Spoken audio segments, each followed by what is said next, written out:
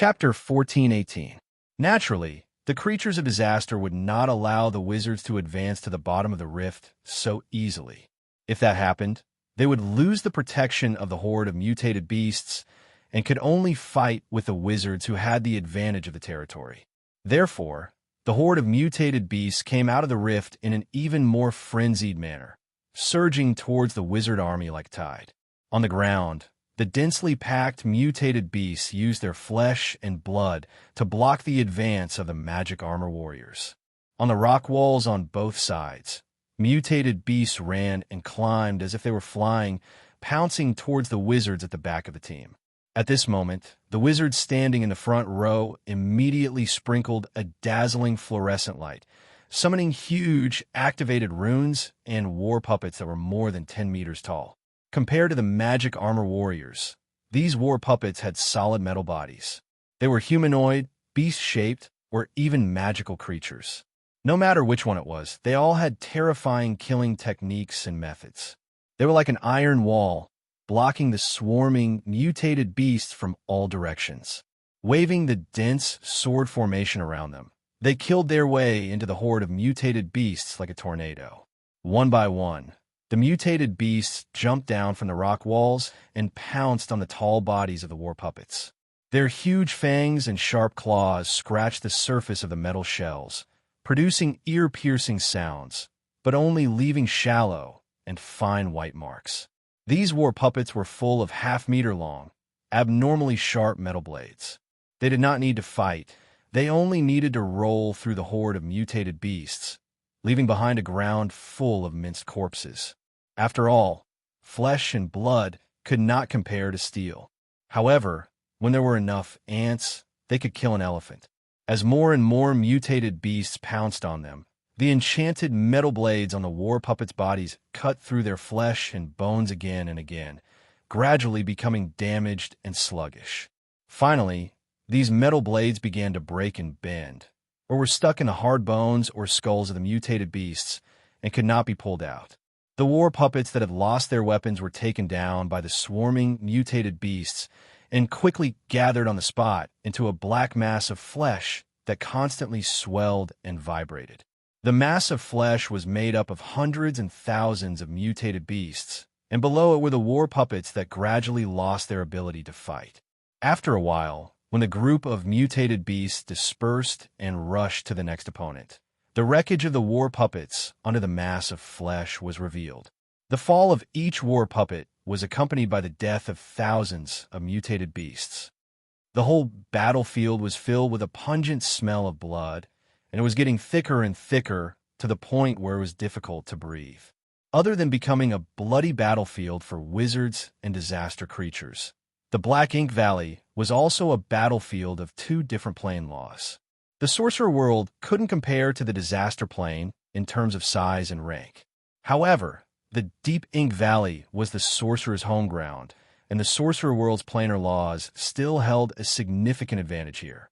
The power of order and the power of chaos clashed violently in the void that everyone couldn't see with the naked eye. It was like two extremely large octopuses that first came into contact with each other with their thick tentacles and fleshy tentacles. Both sides used the laws of the world as their bodies and the laws of the plane as their tentacles, frantically entangling and devouring each other, attempting to extend their chains of laws into a larger and wider plane. The plane was their battlefield, the chains of laws were their weapons, and the laws of the plane were their blades. This kind of struggle and entanglement seemed to occur in every corner of the Black Ink Valley and in every plane. On the whole, as the Magus faction advanced step by step, the Magus world's laws of the plane had already taken back control of the plane around the Black Ink Valley and slowly suppressed the power of disaster to the bottom of the Black Ink Valley. However, the power of disaster became abnormally tenacious and difficult to deal with. With the support of the souls of a few lesser disaster lords, they firmly defended the space, not giving the Magus will any chance to infiltrate. As long as the Magus will could not become the ruler there, it would always be a scar on the Magus world's barrier. As long as the Grade 6 Disaster Lord Dilmas continued to pour its disaster aura into the spatial rift, a crack would eventually appear there, allowing a terrifying guy like Dilma's to project its full power into the spatial rift. When that happened, there would be no power in the Magus world that could stop a rank 6 creature from wreaking havoc. Grim stood quietly at the entrance of the valley, silently sensing the changes and operation of the laws of the plane. Usually, these things were hidden behind the scenes, and it was impossible for him to observe and sense them so unscrupulously. However, this was a crucial moment where two different world forces were competing against each other. As the main force of this planar war, Grim was naturally given preferential treatment by the planar consciousness. He did not retaliate in any way against Grim's spiritual consciousness. This gave Grim a rare opportunity to observe the power of the world. Something like the power of the world had completely exceeded Grim's understanding and acceptance. Perhaps he would only be able to study it to a certain extent after advancing to rank 6. However, as a mysterious force that was even more majestic than the power of laws, observing the collision of the power of the world gave Grim many inspirations and insights. At the very least, comparing the power of laws he had grasped to the power of the world, Grim could vaguely see the correct path of development. The latter was like a lighthouse erected for Grim from infinity, although he still did not have the qualifications to touch and control such a power. However, this power itself revealed to him the truest and most primitive side of the world. With this understanding, Grim would be able to take fewer detours on the path of laws compared to others. This was what Grim treasured the most. The power of laws was a powerful force produced when a plane operated according to a certain set of laws. The power of the world was a type of original force that was condensed from the billions of living beings and matter within the plane. Magi who grasped the power of laws were like tumors that parasitized the laws of the plane. They relied on the operation of the laws of the plane to obtain power, and they could also borrow the operation of the laws to attack their enemies. Grade 4 Magi were like macrophages in the Magus world. They were usually looked after by the plane's consciousness and relied on the power of laws to grow stronger. However, in the event of a plane invasion, they were also the main force of the Magus world to defend against the foreign invaders. They formed the first line of defense of the plane. Someone like Grim, who had surpassed the limits of laws in advance, had completed the leap from laws to laws, but had not truly advanced to rank 5. This made him one of the strangest existences in the Magus world. Hence, in this battlefield where two types of world forces clashed, he had seen, comprehended, and gained much more than other Magi. However, as the number 1 fighter in the Magus world, the plane's consciousness was constantly tempting Grim through the laws of the plane. Inexplicably, a sense of disgust and hatred towards the disaster creatures rose from the depths of Grim's consciousness, as if he had an irreconcilable hatred towards the disaster creatures. Fortunately, Grim had gained quite a bit of understanding of the methods of the plane's consciousness over the years. Hence, the impurities that were forced in from the outside were all blocked by Grim's consciousness, slowly settling and filtering to the bottom of his sea of consciousness. They would no longer affect his true senses. However, through these methods of consciousness invasion, Grim had discovered many new ways to use the power of the natural order. If he could control the law of fire like the plane's consciousness, the power of his flames would definitely increase to a whole new level. He would become as terrifying and dangerous as those demons. Ever since the calamity creatures were pushed back to the bottom of Ink Abyss, the Magi of the Association had been in charge of the subsequent battles. A peak-level Magus like Grim only needed to sit at the back and recuperate while waiting for the final battle. The other tier 4 Magi took turns to attack the bottom of the valley, whittling away at the life force of the calamity creatures. Unfortunately, the 4 lesser disaster lords seemed to have vanished without a trace, hiding in the mist at the bottom of the valley and refusing to show their faces. This made the association anxious, but there was nothing they could do.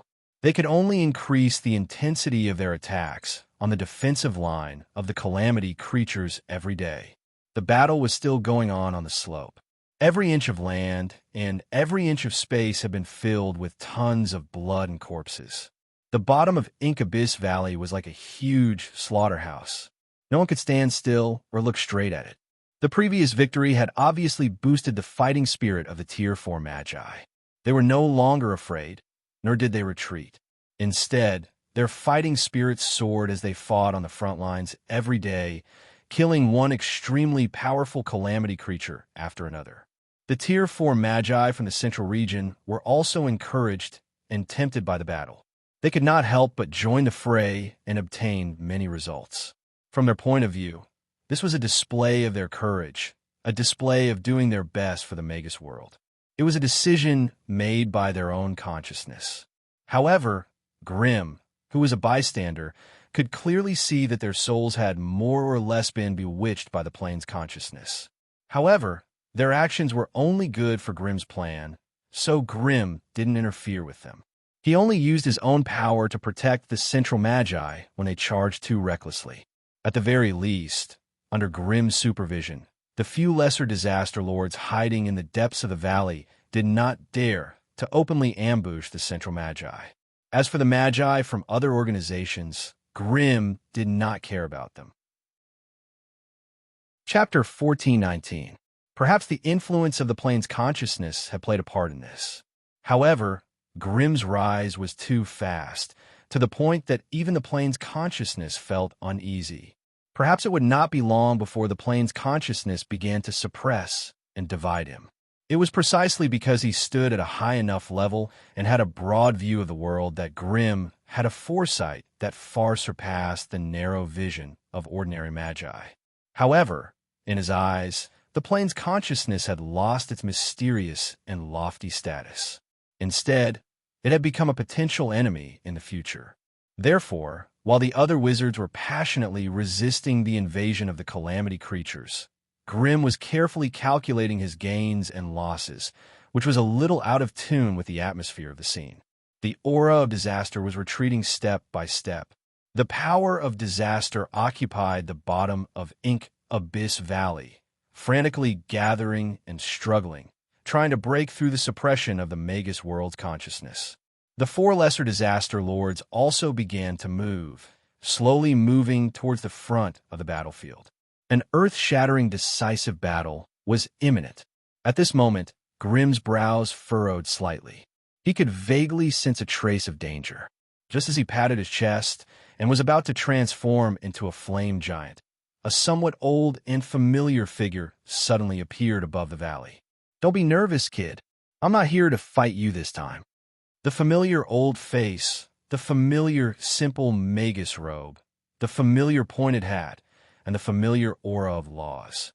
It was the mysterious old magus who had fought with Grimm before. He was still dressed the same, but his aura did not seem to be as stable as before. Through this, Grimm was even more certain that this was just a projection of a great magus. The old wizard hovered in the air and peeked down into the Rift Valley. When he sensed the extremely strong aura of disaster from the four lesser disaster lords, he couldn't help but reveal a grim smile on his face. "Kid, let's make a deal. If I help you deal with this monster, can you give me the heart of the multi-armed giant?" "The heart of the multi-armed giant?" Grimm asked curiously. His opponent was as small as a mosquito in his eyes, and it was as if he could kill him on the spot with a single slap. However, Grimm could sense a gigabyte of magical energy within his opponent's body. It was a power he had never seen before.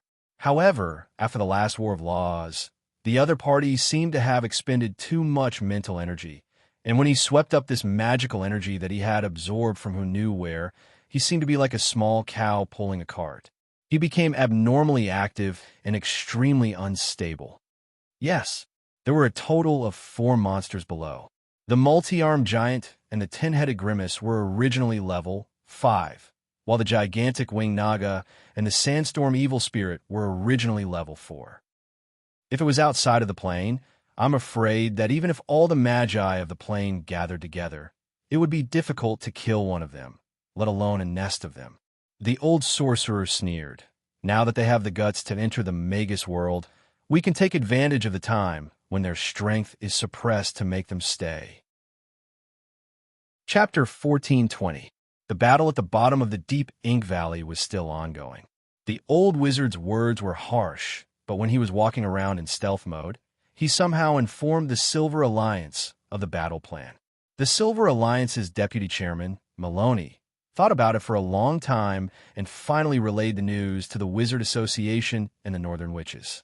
Deputy Chairman Maloney of the Silver SE Alliance pondered for a long time and finally passed the message to the Wizard Association and the Northern Witches. As a result, the four factions active on the battlefield received the news and started to lure the calamity creatures out without making a sound. Fortunately, the Central Region had a legendary wizard, which made the other forces look at the Central Region in a new light. Otherwise, if they did not know such confidential information, they would have been tricked by the other three forces to the front line like fools and become the victims of this terrible war together with the lesser disaster lords. Otherwise, if they didn't know about such confidential information, it was very likely that they would be tricked by the other three families into going to the front lines like fools and become sacrifices in this terrifying war together with the lesser disaster lords. After these days of getting along, their previous resistance towards Grimm had been replaced by a different kind of respect and admiration. After these days of getting along, their previous resistance towards Grimm had been replaced by a different kind of respect and admiration. In their hearts, Grimm's prestige was also growing day by day. If not for that, when they heard that an earth-shattering war was about to break out, they would have lost control of themselves long ago. How could they fight and retreat so calmly, luring the enemies at the bottom of the valley step by step to the entrance of the Rift Valley? A day passed in the blink of an eye, and the rank 5 fire divine spell Scorched Earth and the Vulcan bead finally finished charging. Due to the lack of reinforcements, the Wizard Association finally could not hold on any longer. After the 6,000-man magic armor squad was wiped out by the horde of mutated beasts, the Wizard Association could only send in the Wizard Beast Army again. This gave the disaster creatures a chance to fight back. Among the 4 lesser disaster lords, the most difficult one to deal with was the 10-headed terror ghost. The power of the rule it controlled was the most disgusting spiritual plague. It could transmit the power of disaster into the mind of every creature through the layer of the rule, and it ignored magic resistance. It could be said that if its power was not suppressed, it could directly infect a rank 3 beginner wizard. Not to mention those low and mid-level wizards and wizard beasts who did not have any psychic defense abilities. Seeing a large number of wizard beasts swarming over, not only did 10-headed ghost Mugus not show the slightest bit of fear, it even rushed over excitedly. Under the envelopment of its terrifying law halo, a large number of wizard beasts fell to the ground as soon as they charged into the battlefield, beginning the painful and evil transformation process. It only took half a minute for the wizards who were infected with the soul plague to mutate into mutant beasts under the influence of the disaster aura. Their allegiance had also changed from the human wizards to the high-grade calamity creatures. The Sorcerer Association had invested nearly 100,000 wizard beasts this time, but Magoo's alone had lured more than 30,000 of them over. With this, the battle situation at the bottom of the Black Ink Valley was instantly reversed. With great difficulty, they managed to advance 3 miles with a large number of sacrifices. They were only 1 step away from the bottom of the valley. It was at this moment that the calamity creatures launched a massive counterattack. The mutated beasts swept up the wizard beasts that had just been infected, and under the command of the high-level lords, they erupted once again like a black and red turbid stream. They surged out of the entire Earth Fissure Canyon and started to crazily pounce toward the war wizard towers that had just been built. As for the wizard beast army that had charged into the Black Ink Valley, they were now alone, surrounded by enemies that were several times their size. They could only barely hold on in the midst of the beasts. The human wizards following behind the wizard beast army were all as cunning as ghosts. They turned tail and ran the moment they saw that the situation was not looking good, hiding in the nearby war wizard towers in time. Thus, the battle once again returned to the state it was before. A large number of black and red mutated beasts charged at the human wizard's camp like a rolling torrent, turning the surroundings of the valley upside down. The four lesser disaster lords also mixed in with the group of mutated beasts, silently sneaking up to Grimm's side. In the entire human sorcerer camp, they were most afraid of this legendary fire sorcerer. Thus, before the final battle broke out, they wanted to eliminate this legendary fire wizard the most. Unexpectedly, the legendary fire wizard, who was as tall as a giant, did not conjure up a ring of flames or a burning domain. Instead, he retreated step by step. When he sensed the presence of the lesser disaster lords, he knelt on one knee and raised his hands in front of him to conjure up two barriers of laws that barely concealed his body. One was supported by the Book of Darkness, the other by the Divine Fire Orb. The two stacked together, increasing Grimm's defense by 1,000 times. What was this legendary fire wizard doing? He seemed to be defending against something. Could it be the four lesser disaster lords had only sneaked halfway when they suddenly realized that something was wrong? They abruptly turned around and saw a wizarding wizard waving at them with a smile. He was wearing a simple wizard robe with a rope tied around his waist, a pointy hat on his head, and a magic staff in his hand. He looked like an old scholar. At the next moment, a violent magic energy that had reached a certain extreme level of energy burst out from the old wizard's body. It was like an extremely violent crimson tide had burst the old wizard's body, emitting endless light and heat as it rose into the sky. It was as if a dozen bombs had exploded beside him at the same time, or as if a miniaturized had suddenly jumped out of the horizon. The temperature around the entire Black Ink Valley instantly reached 1,000,000 degrees, and as the magical energy rampaged, the temperature continued to rise rapidly. With the old wizard's self-detonation as the center, everything within 3 miles that was not protected by magic, regardless of whether it was sturdy or not, disintegrated under the impact of the energy wave and was torn into pieces that could not be seen with the naked eye. The ground closest to the point of the explosion quickly cracked and withered, and the remaining soil and gravel instantly vaporized and disappeared without a trace. The greenish-brown bedrock that had been exposed to the scorching sun quickly melted away like snow, and a thickness of more than 10 meters was melted away.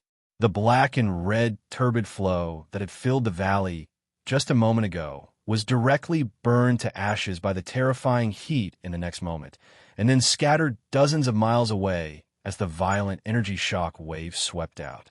Grimm curled up his body and did his best to widen the two nomological barriers, and only then was he able to block the wild energy that was crashing down on him. The barriers crackled like a torrential storm. Even though the nomological barriers were tough and solid, they were still riddled with holes from the impact of the wild energy wave, and the light of the rules on them flickered.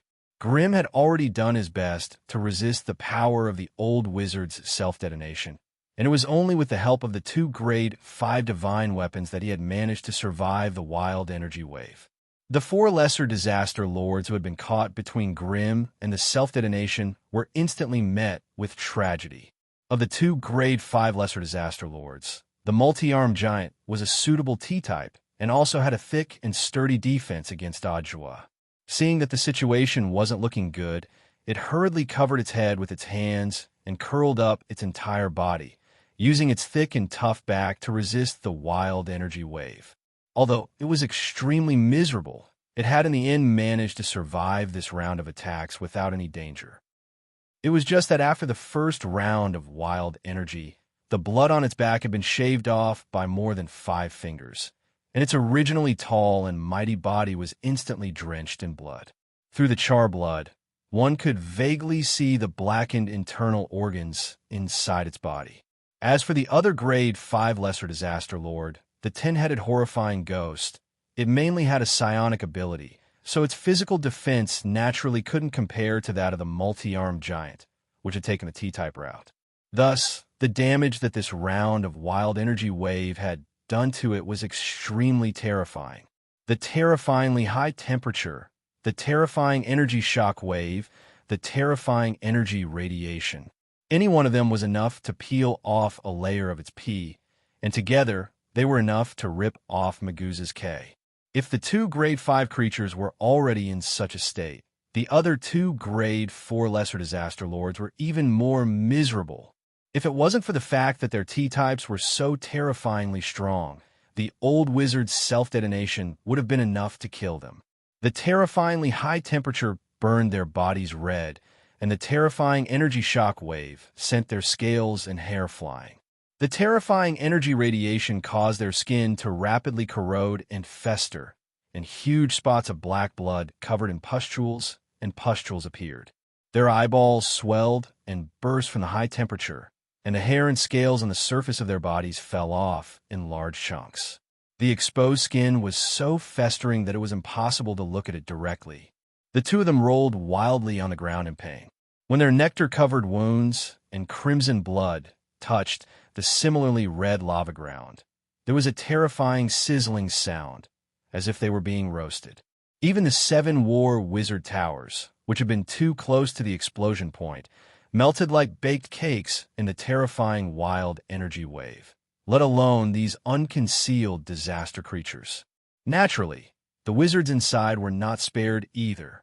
After withstanding the most ferocious wave of the wild energy wave, Grimm retracted the law barrier that was riddled with holes, revealing his bloody body. When he stood up, 7 magi from the central continent appeared behind him, ready to attack. Clara, Alfred, Declan, Matthew, Nicholas, Ariza, Roderick. They were surrounded by colorful elemental barriers. They looked up at the terrifying battlefield that was full of devastation, and their gazes instantly fell on the 4 pitiful lesser disaster lords. It could not be helped. The entire battlefield had been washed clean by the energy wave. The other mutated beasts, wizard beasts, and disaster creatures had all turned into ashes and disappeared without a trace. Apart from the 4 of them, there was not a single living creature in the battlefield. Normally, magi of the central continent would flee at the mere sight of a lesser disaster overlord that possessed such terrifying might. But at this moment, their gazes were filled with endless greed and unconcealable passion as they looked at each other. Take advantage of their weakness. Kill. Chapter 1421. Valiance and HP. How could the magi of the central continent have these 2 attributes? In the past, this would have been a joke that would have made people laugh their heads off. But today, in the bloody and cruel planar battlefield, this had become reality. Clara and the others who had created this miracle were unaware of it. They only knew how to use the wildest and most ferocious spells to kill the prey in front of them. Yes, these terrifying monsters that had once lived in their nightmares had now become their prey. All they had to do was tear off a bit of HP from their opponent's bloody body, and they would be able to record their sacred and glorious feats in the history books of the Magus world. It was a kind of glory, but it was also a kind of faith. They turned into endless motivation and courage, pushing the 7 wizards of the central continent to charge at the heavily injured lesser disaster lord without a care for their own safety. Bastards! You ants! How dare you harm my body? I will make you pay the price.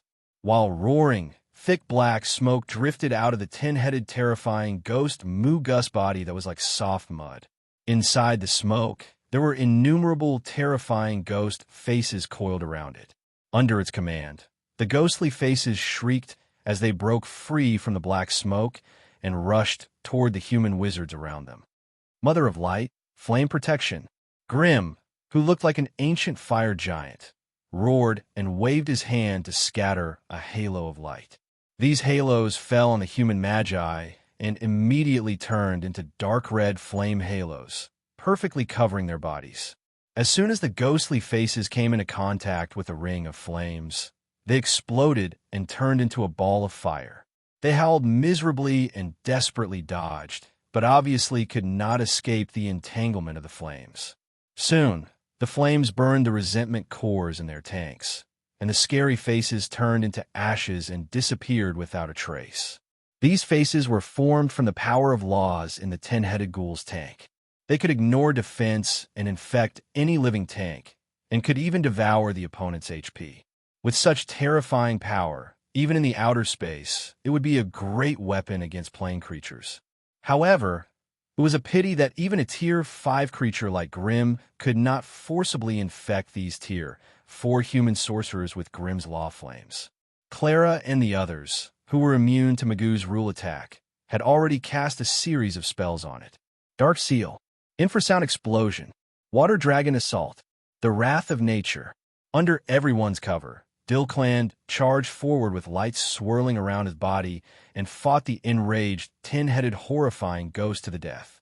Behind him, Ariza had already transformed into a human lion and was roaring loudly as he followed. As for Matthew, who was the weakest among them, he summoned 3 Grade 4 magical beasts and charged forward to engage the other lesser disaster lords. In the distance, a large number of wizards from the Silversea Alliance, the Northern Witches, and the Wizard Association had also rushed out of the Wizard's Pagoda, racing against time as they charged toward Yongling. Even though the Lesser Disaster Lord was heavily injured, it was not to the point where it could not fight back. Seeing that the situation was turning for the worse, it could not care less about fighting the human sorcerers anymore. It turned around and pounced toward the canyon behind it. Only by escaping there and gathering a group of subordinates would they have the time and energy to slowly heal their heavily injured bodies. Even though these injuries looked serious, they were only minor injuries. As long as they had enough time and energy, it would not be difficult for them to recover. Focus on attacking the giant winged serpent. Don't bother with the 10-headed ghoul. Grimm quickly sent a telepathic message to his companions, while he stepped forward to stop the low-profile, multi-armed giant who was trying to sneak away. As soon as Clara and the others got into the fight, they realized how terrifying the 10-headed horrifying ghost was. Even though they had the protection of Grimm's Law Flames and the support of the plane's consciousness, under the endless attacks of the 10-headed ghoul, many of the central sorcerers were bleeding profusely, and they were badly injured. A rank 5 creature was a rank 5 creature. After all, Grimm might be able to fight them head-on without falling into a disadvantageous position, but ordinary rank 4 sorcerers like them had to work together to deal with a heavily injured rank 5 lesser disaster lord. The difference in strength between the two sides was obvious. Left with no choice, the 7 central sorcerers could only give up on the seemingly delicious prey and turn their attacks to the giant winged serpent, which was in an equally miserable state. This was only a peak rank 4 lesser disaster lord. Even though it was powerful, it was still being beaten up by the swarm of central sorcerers, unable to extricate itself. Magoo's, lend me a hand. After you save me, I'll give you half of my wealth. The giant winged serpent struggled to defend against a series of terrifying spells, raising its head and crying out for help to its companions. However, the giant winged serpent felt a chill in its heart when it saw the 10-headed ghoul, Magoo's, who had broken free from its entanglement, run towards the entrance of the valley without even looking back.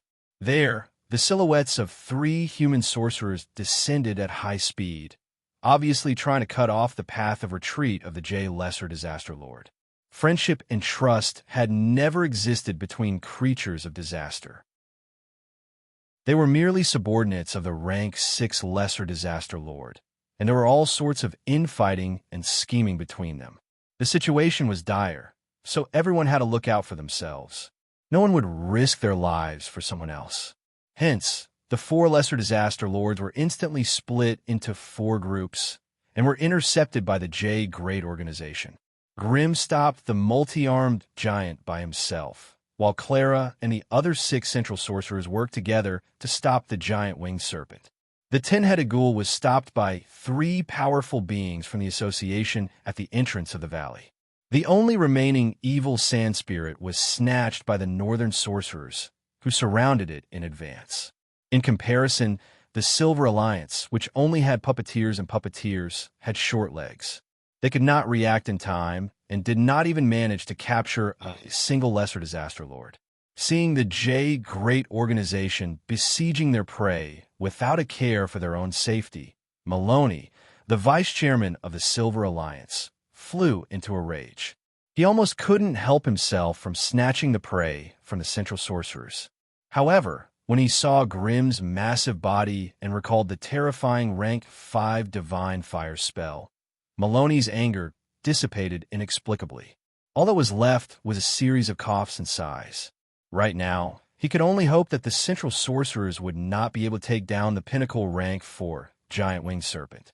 That way, the Silver Alliance would still have chance. However, after observing for a while, Maloney could only shake his head in disappointment. He turned around and led the Alliance sorcerers to the bottom of the valley to see if they could find any valuable spoils of war. The battle was as fierce and brutal as ever. Although the human sorcerers had the absolute advantage, it was still difficult for them to take down the powerful lesser disaster lords. Of course, if the human sorcerers were as fearless as the professional warriors, the battle would have ended long ago, as long as they made some sacrifices. It was precisely because no one wanted to die, nor were they willing to pay a huge price for a prey that was destined to be theirs, that the siege turned into a long war of attrition. The battle against the pinnacle rank 4 giant winged serpent and the evil sand spirit was more daunting than dangerous. Everything was under the control of the central sorcerers and the northern sorcerers. On the other side, the battle between Grimm and the Sorcerer Association against the Tier 5 multi-armed giant winged serpent and the 10-headed dreadful wraith was still as perilous as ever. Tier 5 was still Tier 5 after all. Even though the old sorcerer's terrifying self-destruction had cost them half their lives, their remaining strength was still above that of a Tier 4 sorcerer. The multi-armed giant was 5 meters tall, its body glowing with a dazzling, earth-like radiance. As long as its feet did not leave the ground, it could continuously absorb a massive amount of earth elemental energy from the ground and condense it into a dense rock armor on its T-form. The two sides of its T-form were densely packed with muscular arms that could continuously condense stone spears or throw boulders at Grimm. The multi-armed giant's strength was even more frightening. Even though Grimm's T-form was several hundred times its size, he was still at a disadvantage in a contest of strength. Grimm had condensed fire elemental energy several times to smash down on the multi-armed giant, but each time, the multi-armed giant used its superior strength to shatter it. Both sides had no choice but to put some distance between them and engage in a tug-of-war. Grimm hurled a series of violent flames at the multi-armed giant, filled with the terrifying, inextinguishable flames. Once caught, the multi-armed giant would become indestructible. The multi-armed giant retaliated with boulders the size of mountains, and when they hit Grimm's body, they would explode into fragments of stone shrapnel. Such a terrifying bombardment dealt massive damage to both sides. However, the multi-armed giant relied on its rock armor and indestructible Y-type skin to resist the flames, while Grimm relied on the Book of Darkness to resist the bombardment of the boulders. After suffering such heavy injuries, the multi-armed giant's strength was roughly equal to Grimm's. In such an evenly matched situation, Grimm's 2 grade 5 divine weapons became the most important trump card to suppress the enemy. The multi-armed giant, who relied on its tanks to survive, was obviously no match for the legendary fire shaman with 2 divine weapons. As a result, clusters of golden flames ignited one after another on the multi-armed giant's majestic body, gradually burning it to a crisp. The psychological pressure on the opponent caused him to lose the courage and confidence to continue fighting. The multi-armed giant, Zaku, continued to exchange blows with Grimm while looking around for an opportunity to escape the battlefield. Finally, while Grimm was dealing with the 15 boulders he had hurled in one go, the multi-armed giant, Zaku, raised his many arms at the same time and swung them down. Chapter 1422. Trying to run? Grimm sneered. He raised his right leg, which was as thick as a stone pillar, and stomped on the ground. The entire ground shook violently, and then, with the stomp of his foot as the center, a huge cobweb-like crack with an area of 100 meters cracked open. Then, with a series of strange cracking sounds, the cobweb-like cracks spread out in all directions at lightning speed, and almost instantly, they had spread to a distance of several kilometers.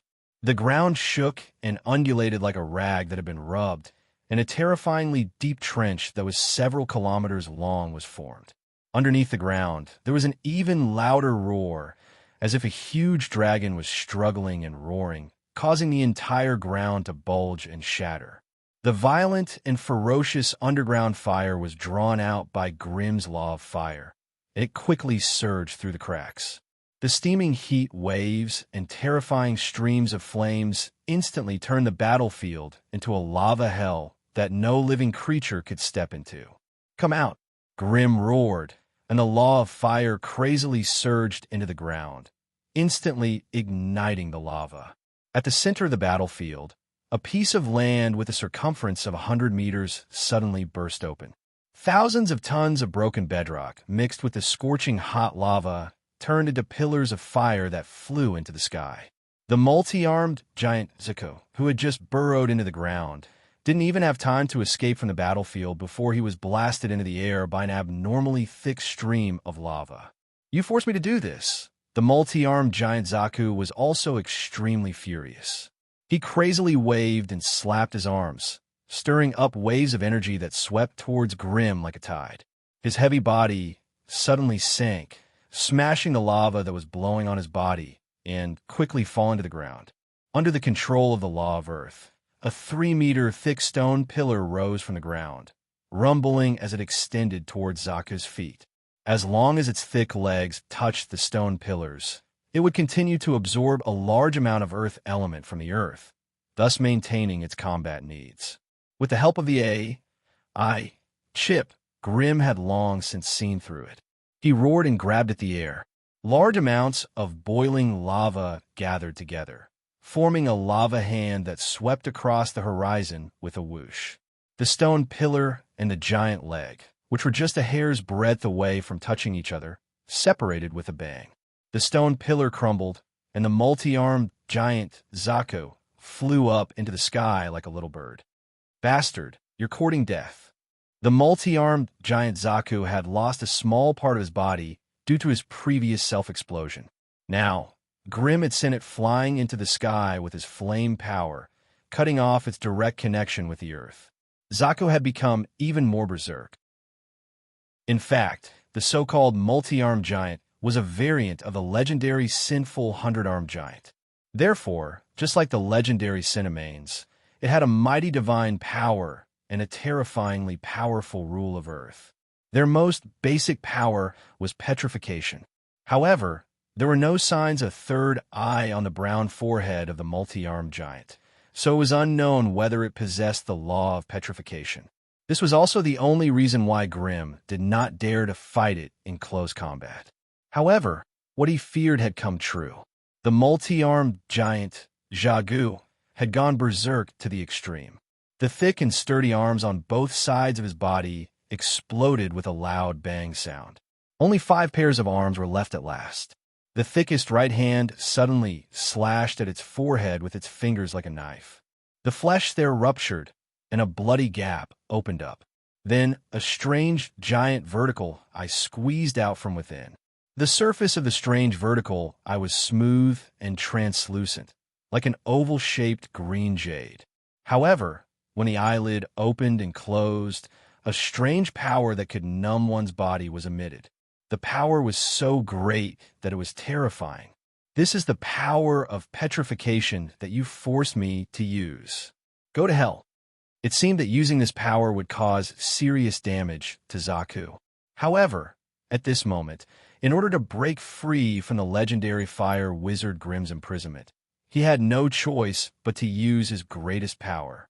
Although he had lost the response of the law of Earth, with the energy reserves of his powerful body and the earth energy gathered from the explosion of his many arms, Zaku finally succeeded in activating the Eye of Petrification. The incomparably violent earth element surged into the eye and transformed into a ray that emitted a pale yellow halo. The ray hit Grimm's right arm from 3 miles away. The powerful power of the law of petrification spread everywhere. Even the law flames in Grimm's right arm could not resist the invasion of such a fierce power. His entire arm seemed to be frozen. The flesh, Veins, bones, and tendons inside lost their luster at a speed visible to the naked eye. They became gray and hard. In the blink of an eye, the right arm that was hit by the light of petrification had turned into gray stone. The powerful power of the law of petrification quickly spread from his arm to Grimm's shoulder and body. If Grimm did not have the power of the law to protect himself, he would have been petrified the moment the law of petrification touched his flesh. It was precisely because of the large amount of law flames in his body that Grimm managed to buy himself some time to save himself by relying on the collision and repulsion between the two powers of laws. A venomous snake bites the hand, and a brave man cuts his wrist. It was extremely difficult to get rid of the power of the law. Therefore, Grimm did not even have the time to hesitate. He stabbed his left arm into his right shoulder, and the power of flames exploded. His entire right arm and a small part of his right shoulder were blown away.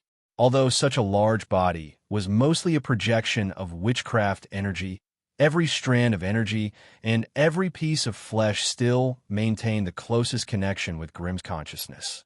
Only in this way could he control such a colossal body as though it was his own arm. It was inevitable that Grimm would suffer great damage from the sudden amputation of his arm.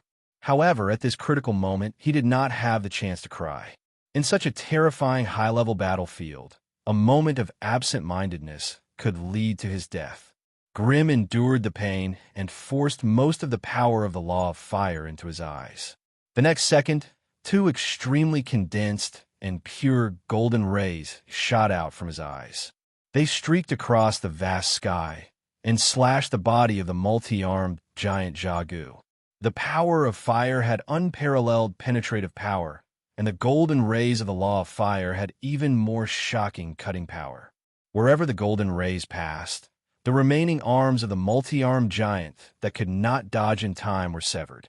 The rays of light sizzled as they struck Zaku's body, penetrating his organs and causing him so much pain that he wanted to die. He roared in anger. Zaku's single eye turned, and the earthen ray of petrification clashed with Grimm's two golden rays in the air. The power of petrification and the power of fire devoured and destroyed each other, ripples of law power spreading out. All matter or life forms that were swept into the ripples would either instantly turn into statues or explode into torches that soared into the sky with a bang.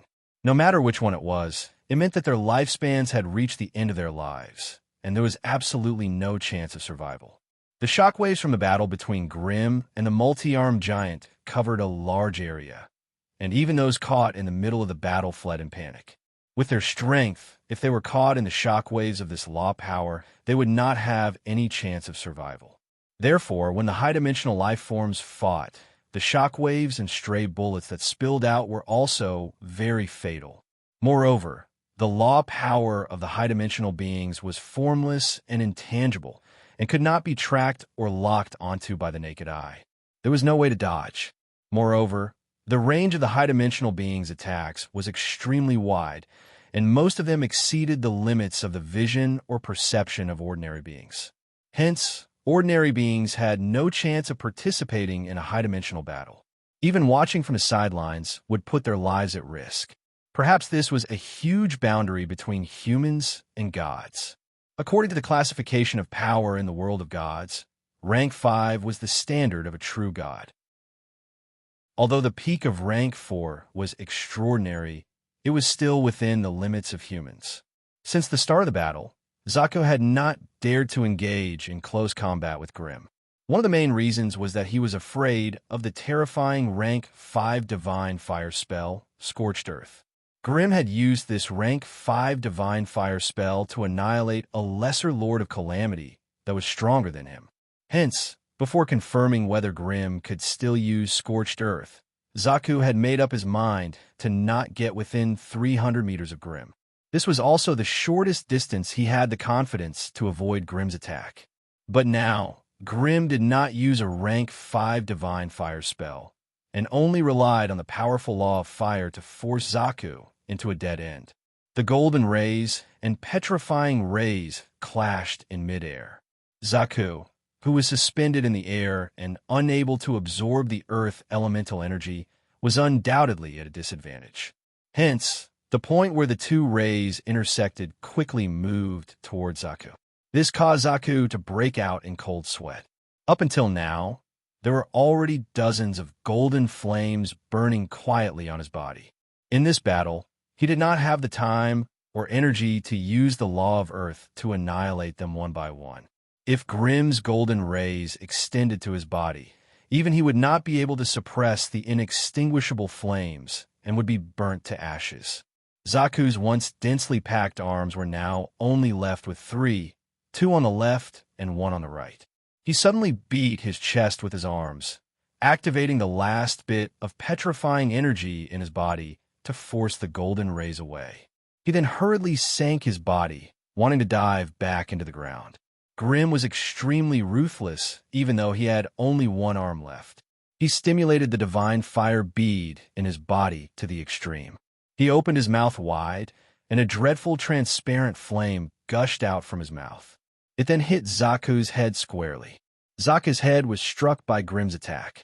With a loud bang, the head of the Lesser Lord of Disaster, Zaku, exploded, and his massive body crashed down like a mountain, creating a terrifying crater in the ground. Grimm relaxed and let out a long breath.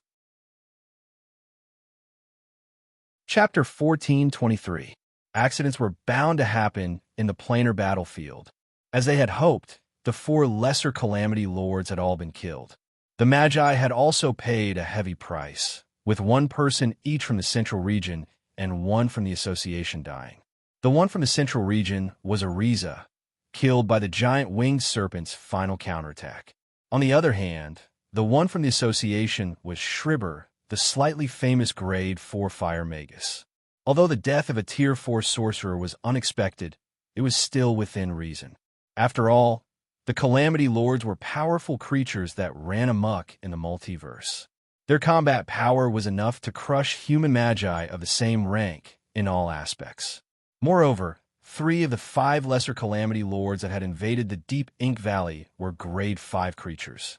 To be honest, the fact that the human magi had only sacrificed 2 lives to capture them all in one fell swoop was beyond imagination.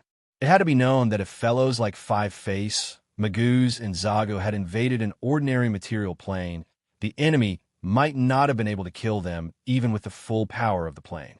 Thus, the most common story was that a level-surpassing Star Beast or Lord of Calamity had barged into a plane world and turned it upside down, devouring most of its resources and living beings. Only then was it forced out by the powerhouses of that plane world who were determined to die. In order to chase such a terrifying creature away, that plane would have to lose at least half of its powerhouses. The price they had to pay could not be said to be small, and this was even if the expulsion was successful. Those that were not would end up with their planes damaged and their lives in misery. From time to time, the wreckage of broken planes could be seen in the outer space. This was the fate of those planes that had failed. This was an era of great competition. The weaker and undeveloped planes either had to hide themselves and not be found by powerful planes like the Abyss or Disaster, or they had to seize every second to develop and strengthen themselves, using their valiant strength to stop the planar raiders who were eyeing them covetously.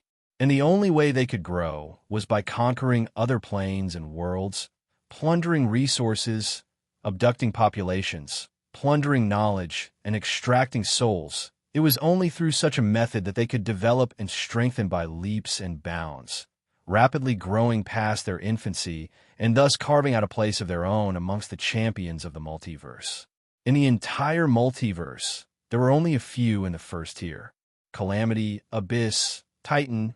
From all aspects, the 3 of them were the most powerful. Their numbers were spread across the entire multivariate universe, and no one dared to provoke them. The sorcerer civilization belonged to the second echelon at most, and it was still at the lower middle level.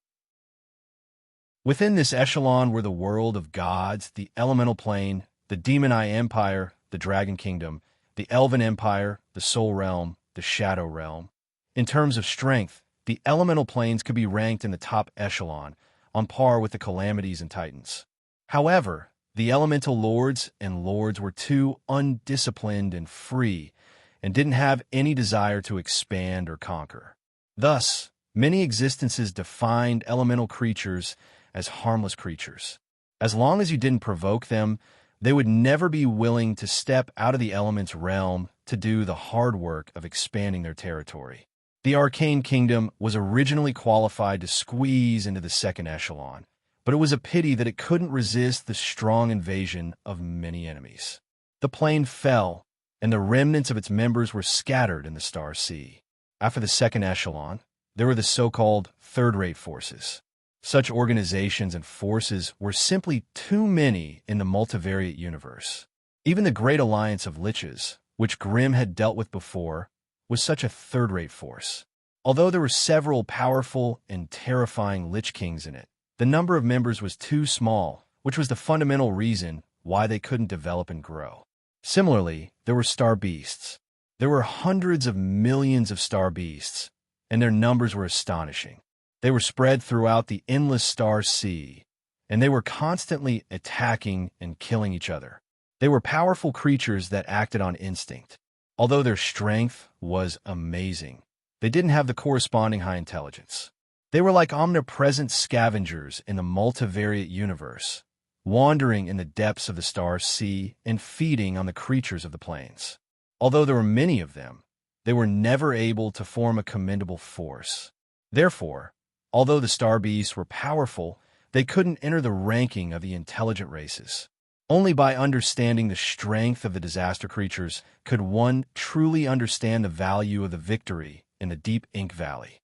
Of course, this was also because the demon wave had just erupted, and the true powerhouses of the disaster plane who had been asleep for thousands of years, the domain lords, had yet to awaken. If the domain lords above rank 7 were to awaken, the rank 5 and 6 disaster lords wouldn't have the chance to make a scene here. However, at that time, it would be time for the great sorcerers of the outer regions to intervene. Strictly speaking, the battle in the deep Ink Valley was not an official war between the sorcerer civilization and the disaster plane. It was just an attack on the sorcerer world by a rank 6 disaster lord on a whim. Naturally, the great sorcerers of the outer regions had no interest in participating in such a small skirmish. In any case, a rank 6 disaster lord could not swallow the entire sorcerer world. It was a good opportunity to use this to train the younger generation in the plane, giving them a chance to turn the tide and stand out. They didn't care if they lost more rank 4 disaster lords. What they really cared about was whether a rank 4 disaster lord would use this opportunity to rise to rank 5. Only such an individual had the qualifications to be slightly concerned. After all, the sorcerers of the outer regions had their own sorcerer organizations of various sizes. It was not a bad thing to be able to rope in a new member of their organization. Hence, a powerful sorcerer like Grimm, who was already half a step into rank 5, would soon have a large number of organizations from the outer regions trying to rope him in. After a great battle, the process of reaping the spoils of war was always a joyous one. Regarding Ariza's death, a few sorcerers of the central continent gathered together and held a simple mourning ceremony before sealing up his remains and belongings.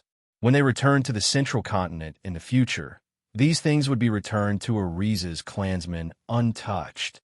As for how they would inherit and divide Ariza's wealth and territory, that would be up to the Manso family.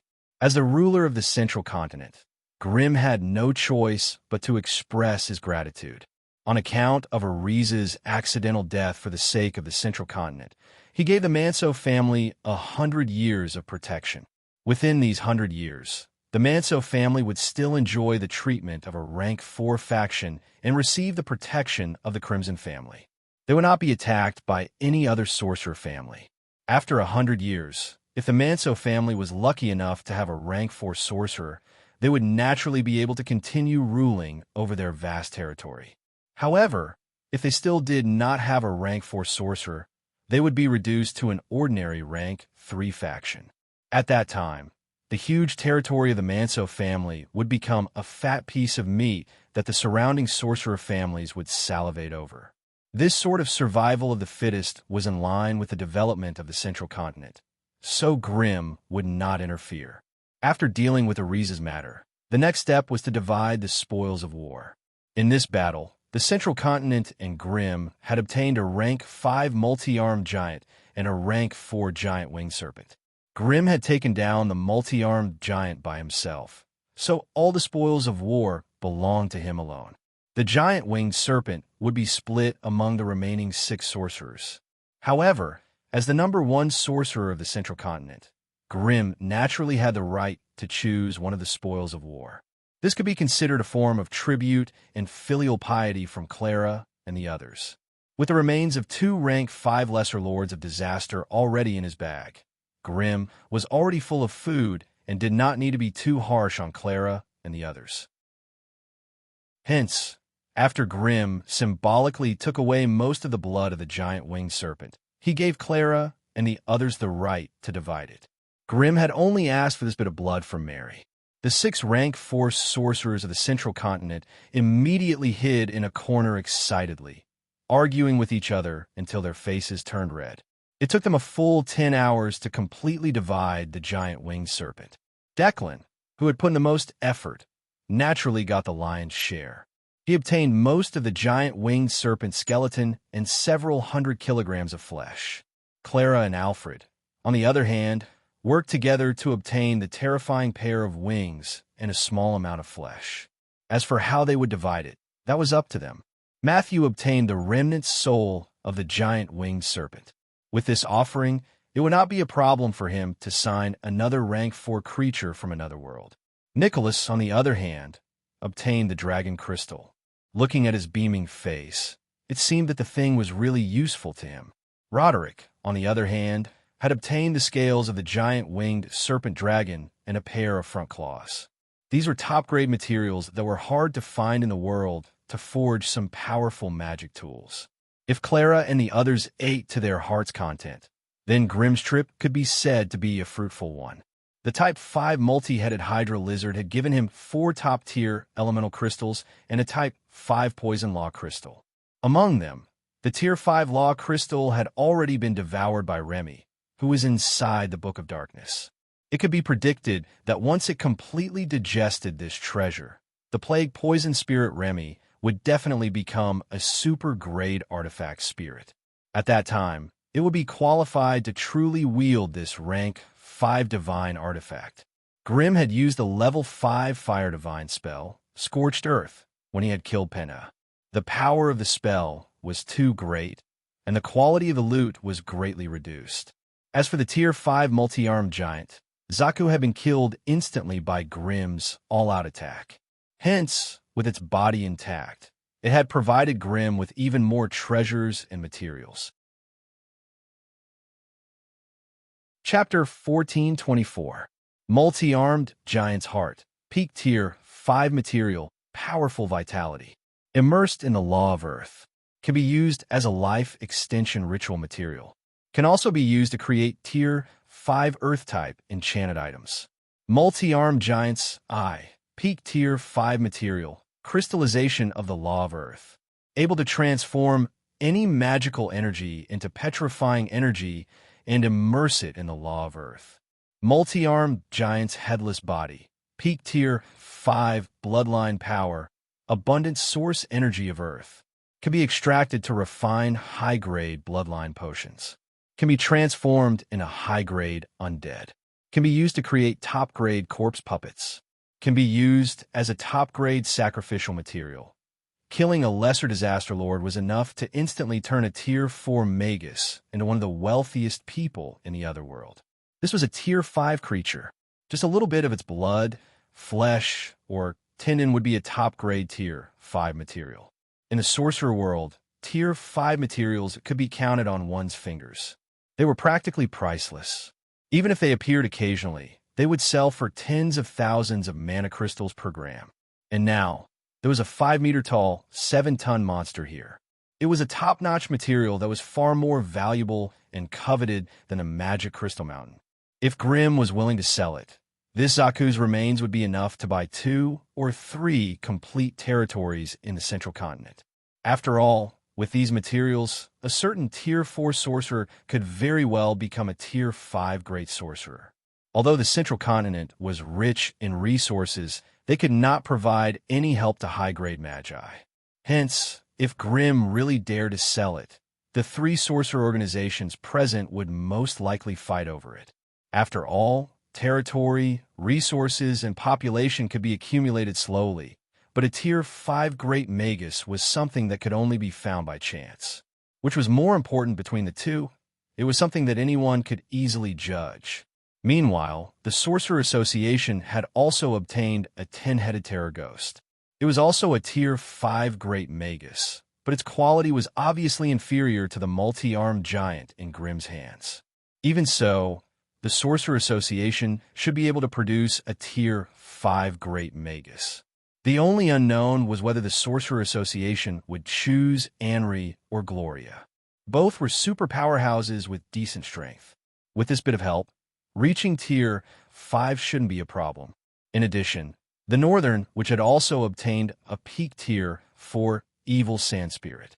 With these resources, creating another peak Tier 4, which would be a very likely thing. This was something worth celebrating for the Northern lands, which currently only had 2 super experts. As for the giant winged serpent dragon that the Central Continent's Magi worked together to take down, if they did not split it up, it was very likely that someone in the Central Continent would become a peak rank 4 Magus. But now that it was so scattered, it could only allow everyone's strength to improve a little bit. It no longer had the terrifying effect of creating gods. Since everyone had gained something, the sorrow of losing 2 Tier 4 companions was lessened. On the Silver Alliance's side, Deputy Chairman Maloney's face was as dark as a rag. It couldn't be helped. The Silver Alliance relied too much on metal golems and puppets. Their fighting style was more defensive and counterattacking, and they liked to use golems and puppets to consume the enemy's strength. This caused them to be unaccustomed to this kind of quick attack style battle, and they lost the best chance to obtain the loot. In the battle just now, other than the rank 4 fire wizard, Schreber, the Sorcerer Association had lost more than 500 magi of various ranks. However, in this planar battlefield, only Tier 4 magi would receive serious attention from the various organizations. If a lot of Tier 3 magi were lost, some might feel regretful and distressed, but it would not be as heart-wrenching as losing a Tier 4 Magus. As for magi below Tier 3 who died, as long as they were not seriously injured, they would be ignored by the high-ranking magi, intentionally or unintentionally. After all, the major sorcerer organizations knew this. The true value of a Tier 5 Great Magus was far more than 10 Tier 4 Magi, and a Tier 4 Magus was far more than 10 Tier 3 Magi. Going by this logic, the number of high-ranking Magi would always be small, and they were at the top of the pyramid of the sorcerer civilization. Of course, Tier 5 Great Magi could only squeeze into the middle of the sorcerer civilization, and there was still a long way to go before they could truly reach the peak. However, to the low and mid-ranked Magi who were struggling bitterly within the plane, they were already gods that were unreachable, outside the sorcerer world's plane barrier. This was a perfect plane of unparalleled size. Violent energy waves hit the sorcerer world's plane barrier, causing dazzling and beautiful sparks to fly. The sorcerer world, which was like a huge ship, remained motionless in the sea of energy. No matter how the void storm blew, it could not shake the plane barrier in the slightest. It seemed to be motionless on the surface, but if one looked at the entire sea of stars, one would find that the sorcerer world was moving at a speed of tens of miles per second, following some kind of profound and mysterious law, drifting through the storm, through the translucent light membrane of the sorcerer world's plane barrier. One could vaguely see the large-scale sorcerer continent and the undulating mountain ranges on it. But at this moment, outside the plane barrier, there was a strange-looking three-headed hellhound crouching. It was 100 meters tall, and the surface of its body was covered with thick, glossy black fur. From its neck, 3 canine heads stretched out. The one on the left was as pure as ice, the one on the right was blazing like fire, and the one in the middle was as black as ink. Red, white, and black law halos of 3 different attributes circled around its body, making it seem even more towering and majestic. Although the 3-headed hellhound, Dilma's, belonged to the evil camp, when its power was condensed to Tier 6, its evilness also carried a trace of nobility and holiness that could not be defied. But no matter how powerful the 3-headed hellhound, Dilma's, was, with its 100-meter-tall body in front of the huge Sorcerer World's plain barrier, like a flea on a raging elephant. Both sides were not on the same order of magnitude, so naturally they could not be compared. But at this moment, it was crouching in front of a small dark wound in the huge plain barrier, taking turns to open its 3 canine mouths and spit out the purest aura of disaster. Under its continuous erosion for more than a month, this dark wound had obviously expanded compared to before. But trying to accommodate its huge power was still like trying to put out a cart of firewood with a cup of water. It could barely project 1/5 of its power. And with its power, even if it could not enter the Sorcerer World, just projecting 1/5 of its power was enough to be a powerful Tier 5 creature, which was enough to sweep the entire Sorcerer continent. If it was a few days ago, it might have done so, but the successive deaths of a few high-grade subordinates made it a little suspicious. Dilma's was very suspicious of whether some bastard great wizard had sneaked back to the Sorcerer World and was waiting there to ambush it. Otherwise, how could its subordinates be annihilated by a bunch of ant-like human magi? Especially after the earth-shattering explosion, it had smelled the special aura of the great wizard's elemental avatar. Dilma's, who had only been a little suspicious, now completely believed it. It entrenched itself next to the crack in the plain barrier, spitting out the aura of disaster to infect the surrounding plain laws. It then frantically scratched and tore, trying to make the crack bigger. It continuously attacked the human wizards who tried to get close to the crack. It was its stubbornness and madness that caused the human wizards' many attempts to seal the crack to go up in smoke. But just as it was feeling anxious and hesitant, Dilma's suddenly stopped all of its actions. Apart from one of its heads that continued to maintain the crack, the other 2 heads turned around at the same time. 2 pairs of huge eyes that flickered with cold light stared coldly at a figure that was getting closer and closer. The figure stepped out of the void storm, as if the majestic and surging tide of energy did not exist at all. It steadily walked towards the 3-headed hellhound.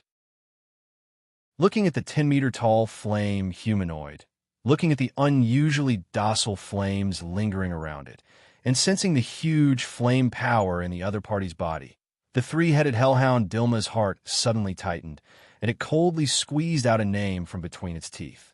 Fire Goddess Renai, what are you doing here? It wasn't Renai's true body that had come, but a rank 6 fire clone. If it really was Renai's true body, Dilma's wouldn't have wasted any time talking to her.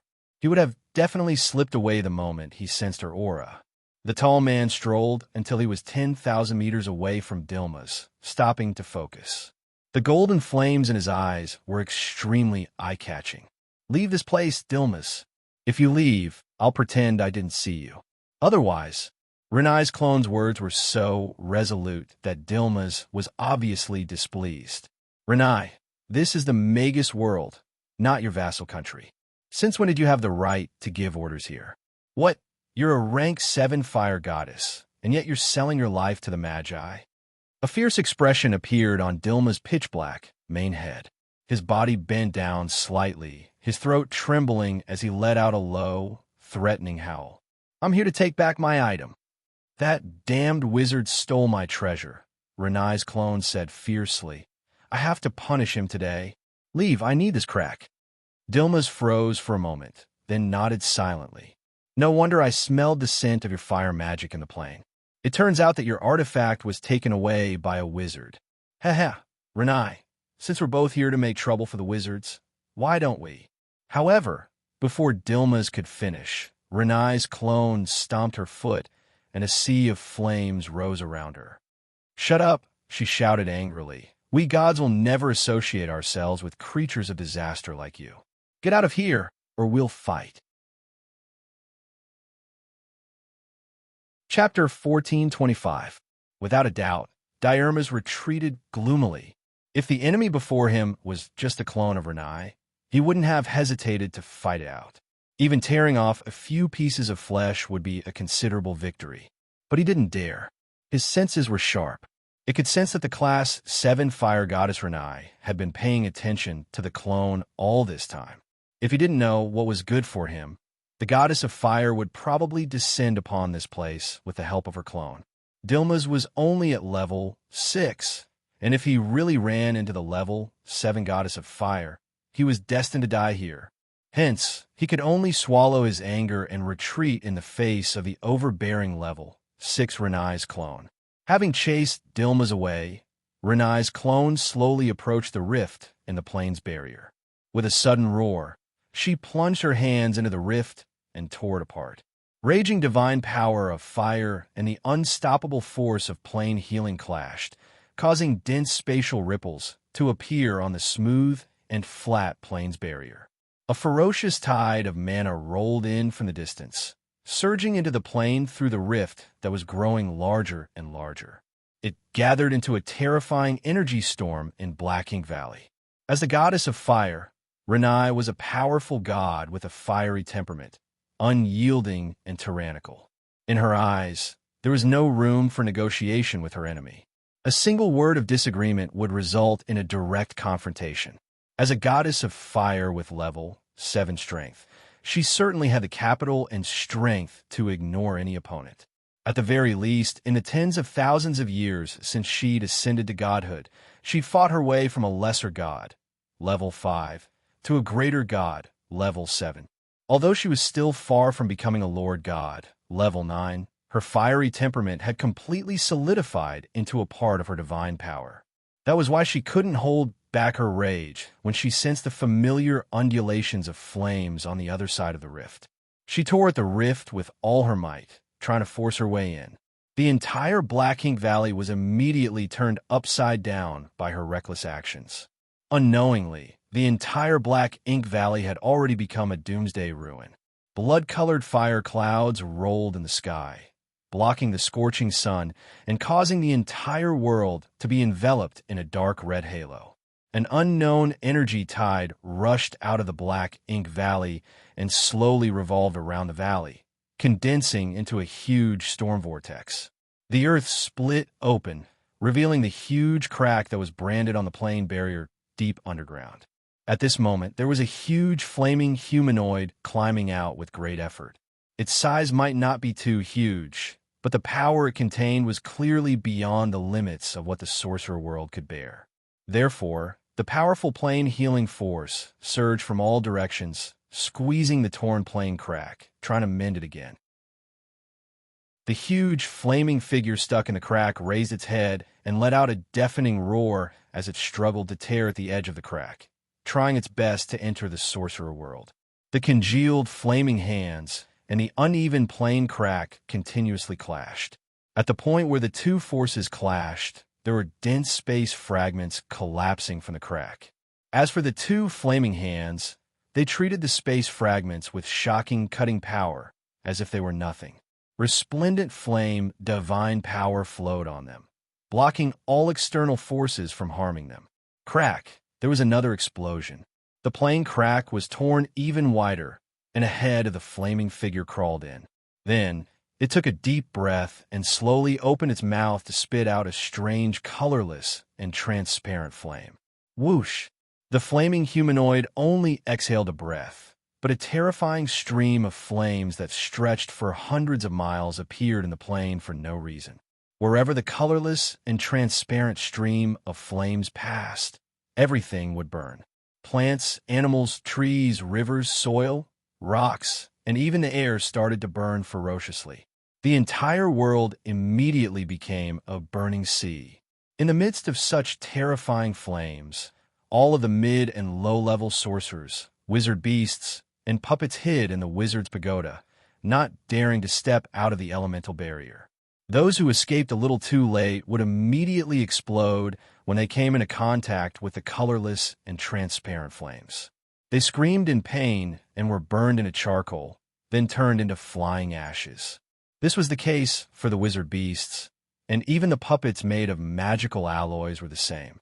Wherever the terrifying stream of flames passed, dark spots were branded on the charred ground, leaving behind a pool of charred and deformed metal residue. In the sky above the Ink Abyss Valley, Domnir, Onley, Savorius, and Thuna stood side by side, looking down at the flaming figure that was trying its best to enter the sorcerer world. The surface of Grimm's 1,000-meter-tall body rippled with a layer of red light, absorbing all of the strange flames that blew on his body. Savorius looked at the enemy in fear, his voice hoarse and out of shape. This doesn't look like Dilmas. Dilmas is a three-headed hound, and this is a fire clone of a god. Of course, they can't be the same person. Domnir turned his head and glanced at Grimm, who was as tall as a god, and said coldly, "Lord Grimm, why did Dilmas become Sinai's fire clone? Don't you have anything to say?" Thuna's expression did not change, but there was a hint of a mocking expression in her eyes. Meanwhile, the young Onley's eyes darted back and forth between Grimm and Sinai's clone, looking hesitant and indecisive. As for Gria, she had a serious expression, looking at Grimm with a hint of anger in her eyes. What is there to say? Since he wants to enter the sorcerer world, he's our enemy. Do we have to separate ourselves? Grimm said in a low voice, as if this was a matter of course. Domnir was infuriated. As if sensing the aura of the divine fire orb in Grimm's body, the tall figure that was still struggling to pass through suddenly raised its head and roared angrily. "Hand over the divine fire orb, Magus, or I'll turn your territory into scorched earth." The voice was like muffled thunder, reverberating in the sky. Grimm sneered, "If you want to take back the divine fire bead, you better come in first." With that, he condensed a flaming spear without hesitation and threw it fiercely at the figure. The flaming spear was translucent, having been condensed into a solid flame crystal by the powerful flames. It had both fire and physical damage. However, before the flaming spear could even get close to the figure, it was crushed into scattered flames by the red threads that came out of the figure's body. Without Grimm's control, the flames would not be able to harm the clone at all, and would instead become a form of energy replenishment. Renai's clone's control over the laws of fire was stronger than Grimm's, so how could she be harmed by his flames? Seeing that his fire attacks were ineffective, Grimm opened his hand, and the Book of Darkness appeared in his palm in the form of an energy projection. As the pages flipped rapidly, dark green venom streaked through the air and pounced at Renai's clone. Renai's clone was stuck in a plane crack and could not dodge at all. She struggled with all her might while raising her head, two golden flames floating in her eyes, shooting out beams of golden light. The venom was quickly evaporated by the high temperature of the flames, losing its threat to Renai's clone. Without the boost of the laws of poison, normal poison spells would not even have the chance to get close to Renai's clone, let alone cause any damage. Seeing that his enemy was so difficult to deal with, Grimm could only reach into his robes and take out a small and exquisite water-soul jade. As the energy within was activated, a 100-meter-tall water giant appeared on the battlefield, roaring soundlessly as it transformed into a dark green wave that crashed towards Renai's clone. Faced with the raging wave, Renai's clone opened her mouth and inhaled, swallowing it whole like a whale swallowing water. Asterisk burp. Asterisk Renai's clone let loose a loud burp, and a hint of green flashed across her crimson face as she exhaled a puff of hot steam from her nose and mouth. The wave that contained the full power of a mid-grade 4-water giant was digested just like that. At that moment, the water-soul jade in Grimm's palm suddenly cracked into several pieces, turning into a crystalline ball of water spirit that disappeared into the air. The water-soul jade that could only be used 3 times had finally been used up. Grimm frowned when he saw that Renai's clone was unscathed and seemingly unharmed. It couldn't be helped. She was a powerhouse of the fire element, and her control over flames and usage of laws was far more natural than his. This meant that most of Grimm's flames were useless against Renai's clone. Even if he managed to cast them, there was a high chance that they would be nullified. This was perhaps the biggest headache for a small fire against a large fire. In the fire elemental plane, fire creatures did not rely on fire spells to fight each other. Instead, they relied on close-quarters combat. The reason for this was because their fire resistance was too high. Using fire spells wasn't as effective as directly pouncing on the other side and punching them. And now, Grim was facing a similar problem. Grim chuckled coldly. What? You just want to watch silently? Don't forget, if it comes in, none of us will have a good time. If you really push me too far, I'll just leave, and you'll be the ones to clean up the mess. Hearing Grim's threat, the experts of the association turned ashen, looking as if they wanted to fight him to the death. Only Domner, who was obviously shrewd, sighed and said, Lord Grim is right. That is indeed the case. Let's not just watch, let's attack together. In any case, we can't let Renai's clone barge in. With that, Domner turned around and flew back to the wizard's pagoda. Anri, Gloria, and Savorius glanced at each other. They could only pinch their noses and cast spells at Renai's clone, who couldn't dodge in time. Chapter 1426. You ants, don't even think of resisting the power of God. Get out of my way.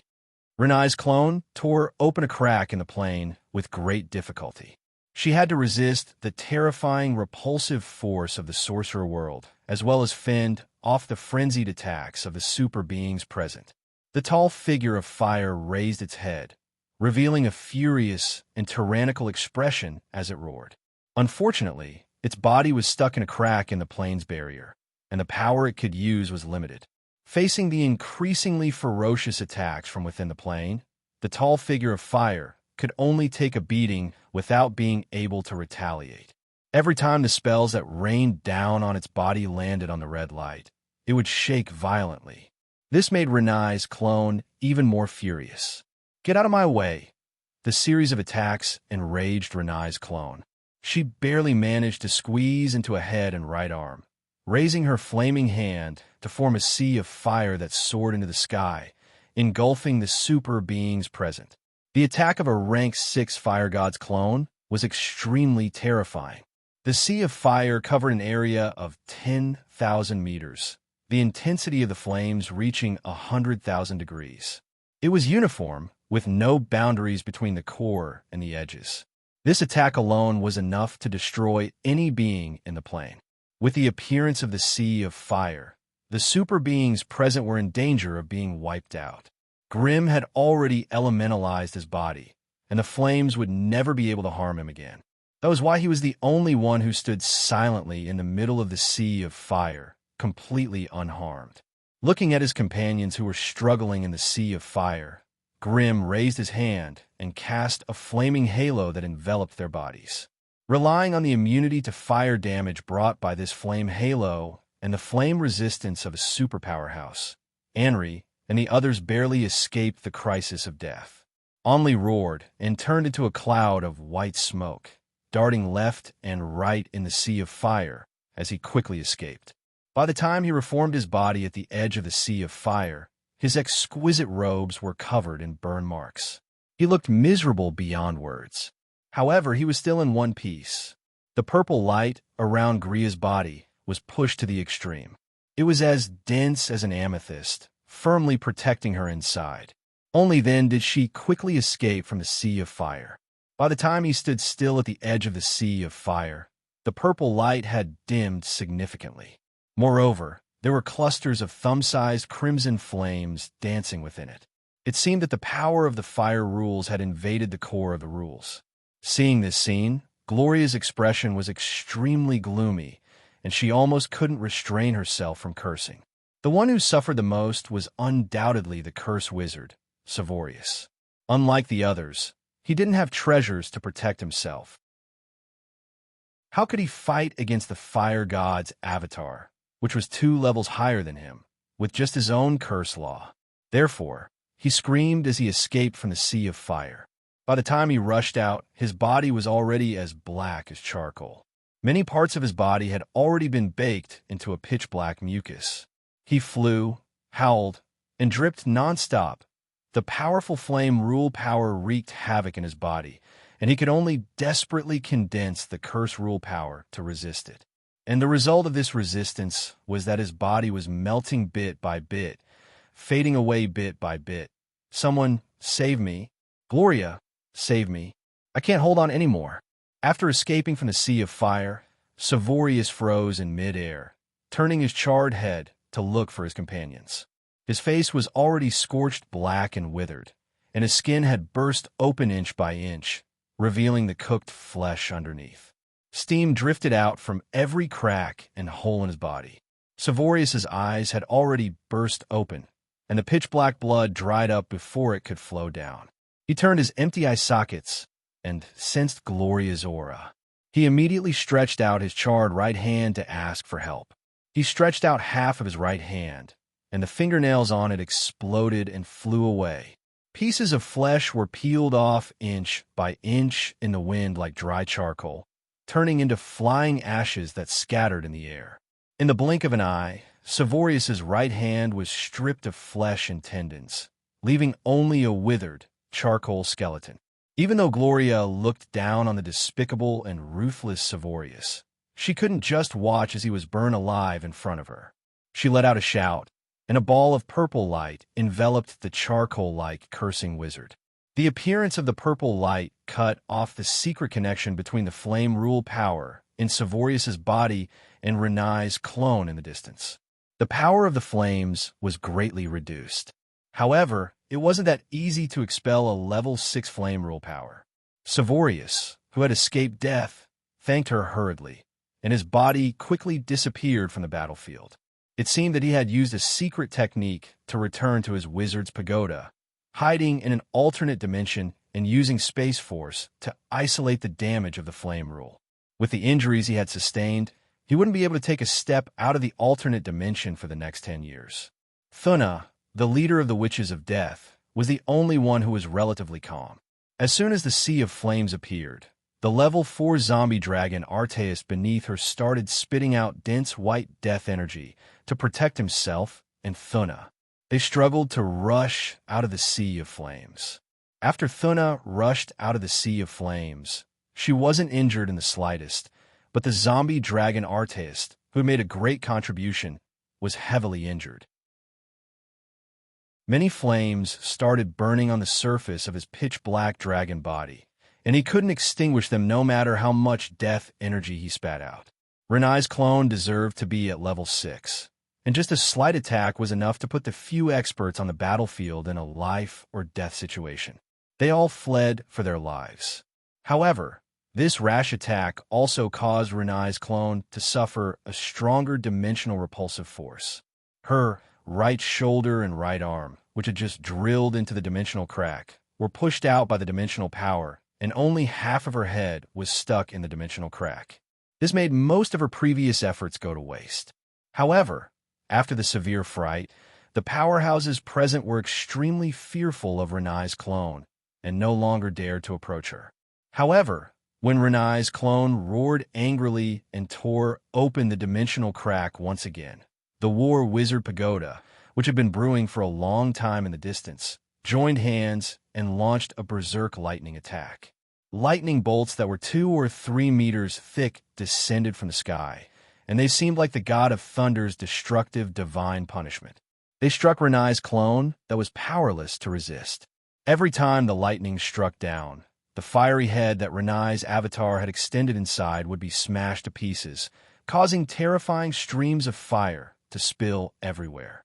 Renai's clone was infuriated, but she couldn't do anything about it. After all, most of her body was stuck in the dimensional crack, and the power she could use was limited. She didn't have the power to counterattack the wizard's attacks. The eyes of the infuriated Renai's clone burned, and 2 powerful golden rays that contained the law of fire swept across the horizon like lasers. Wherever they passed by, the sky was split apart, and the earth was disintegrated. Rocks, soil, plants, insects, everything was instantly vaporized, and they disappeared without a trace. Even the few experts that were hiding far away retreated in shock, not daring to approach the battlefield. Fortunately, Renai's clone had been pushed out by the dimensional power, and only half of her flaming head could be seen. This caused its attacks to have no accuracy at all. It was just an act of venting its anger after going berserk. Recklessly using divine power of fire made the wizard world's dimensional power even more repulsive. After a moment, even the last half of her head retreated, leaving only the pitch-black, twisted dimensional crack floating beneath the Black Ink Valley. At this moment, the so-called Black Ink Valley had already been completely changed beyond recognition.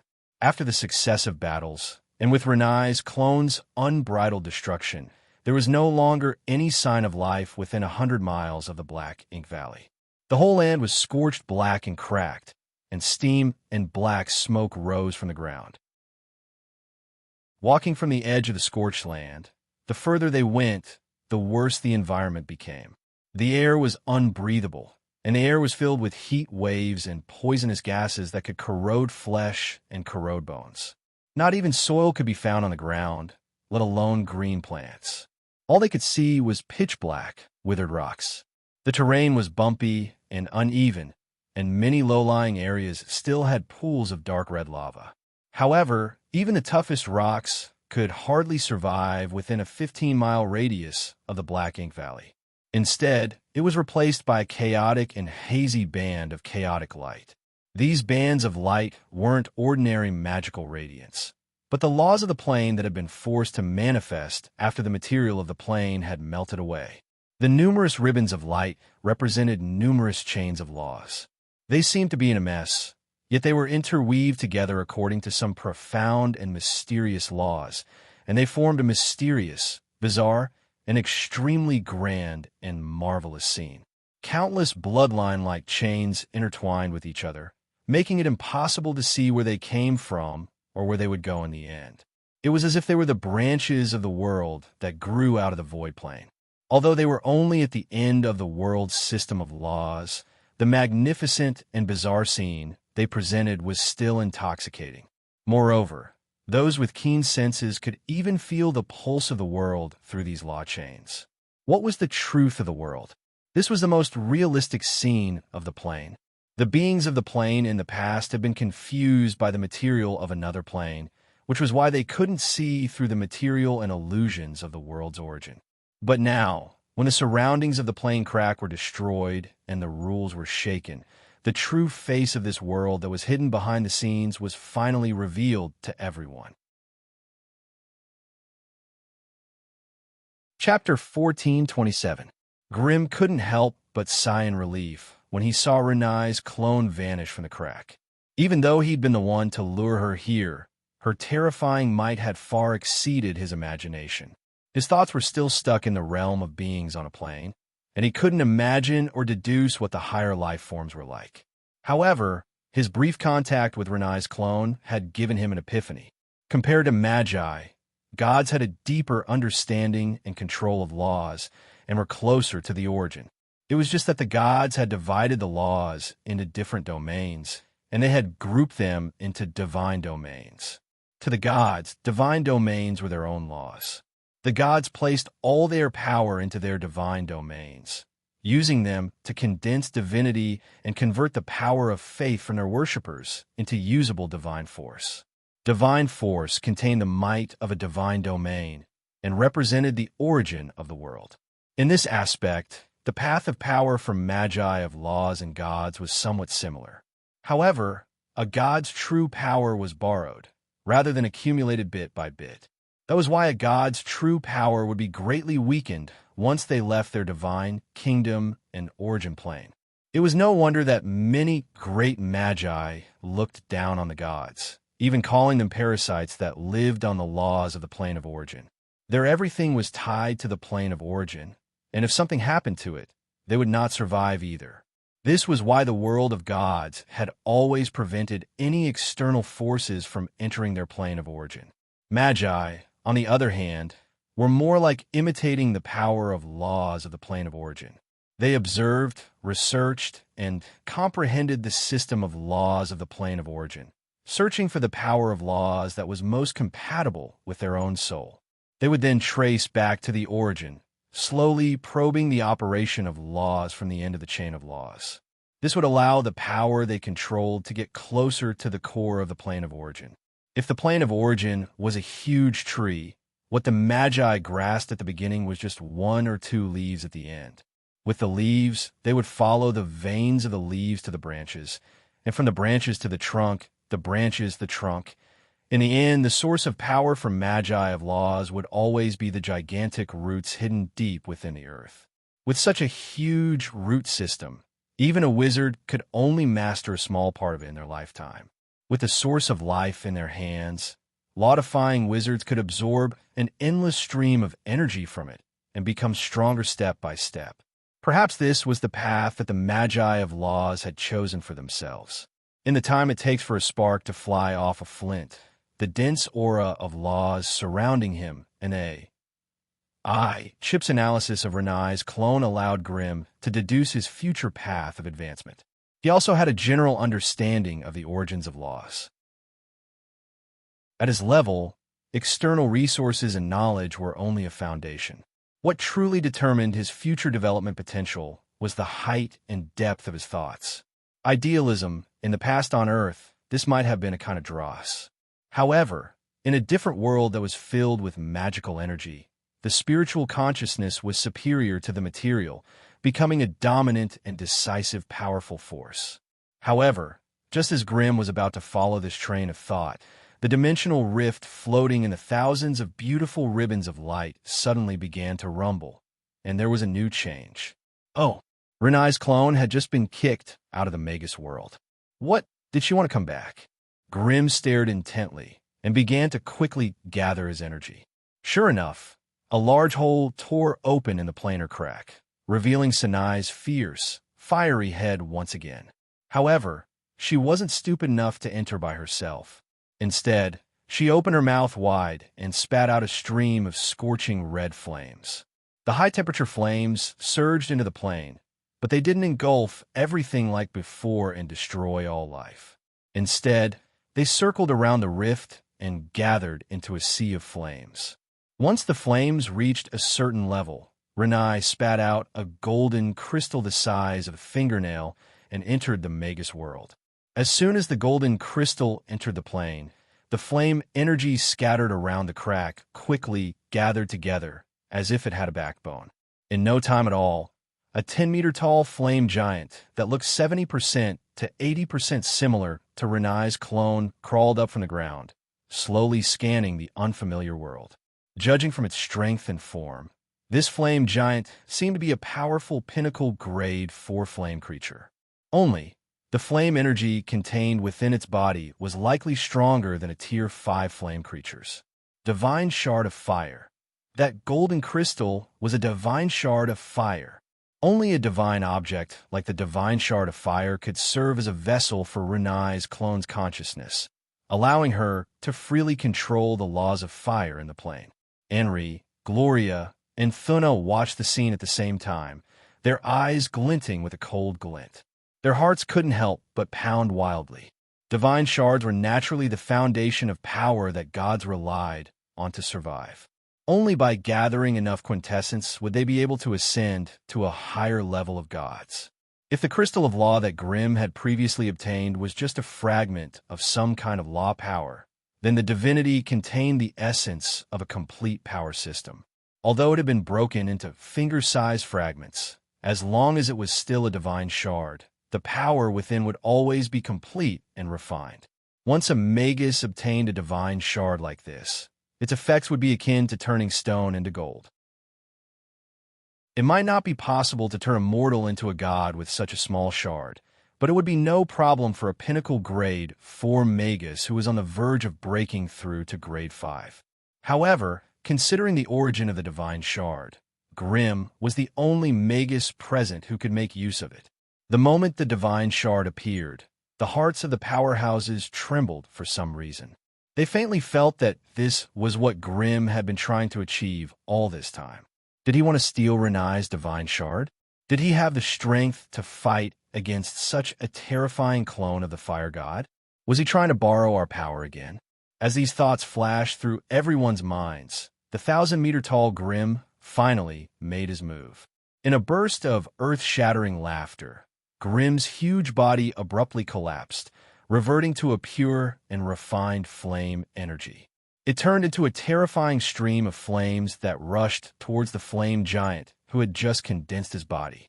Still bound by the laws of the plane, the flaming projection had nowhere to hide.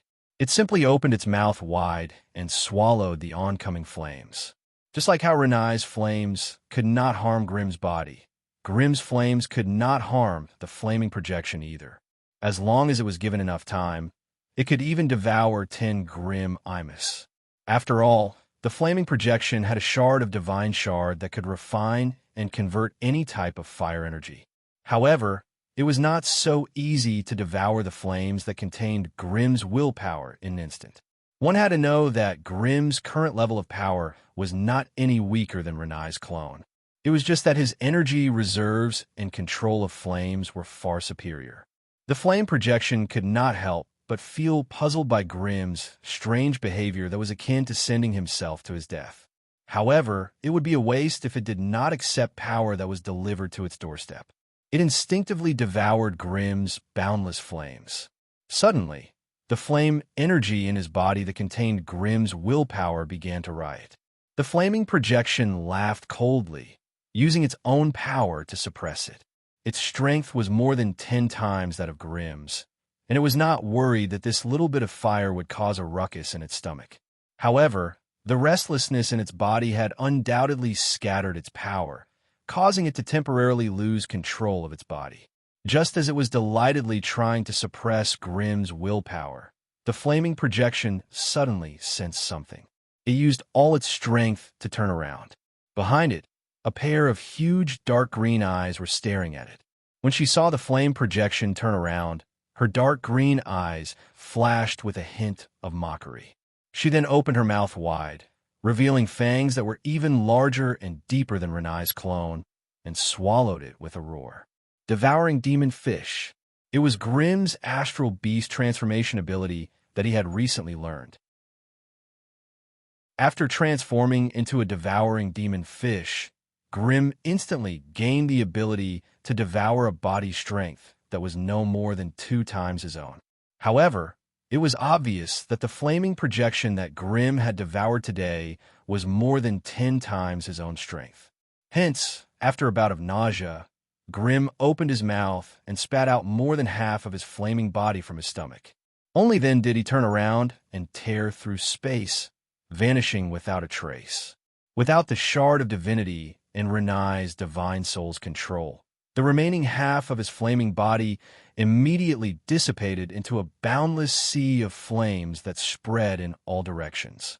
The surroundings of Black Ink Valley, which had just stabilized, were heavily damaged by the flames once more.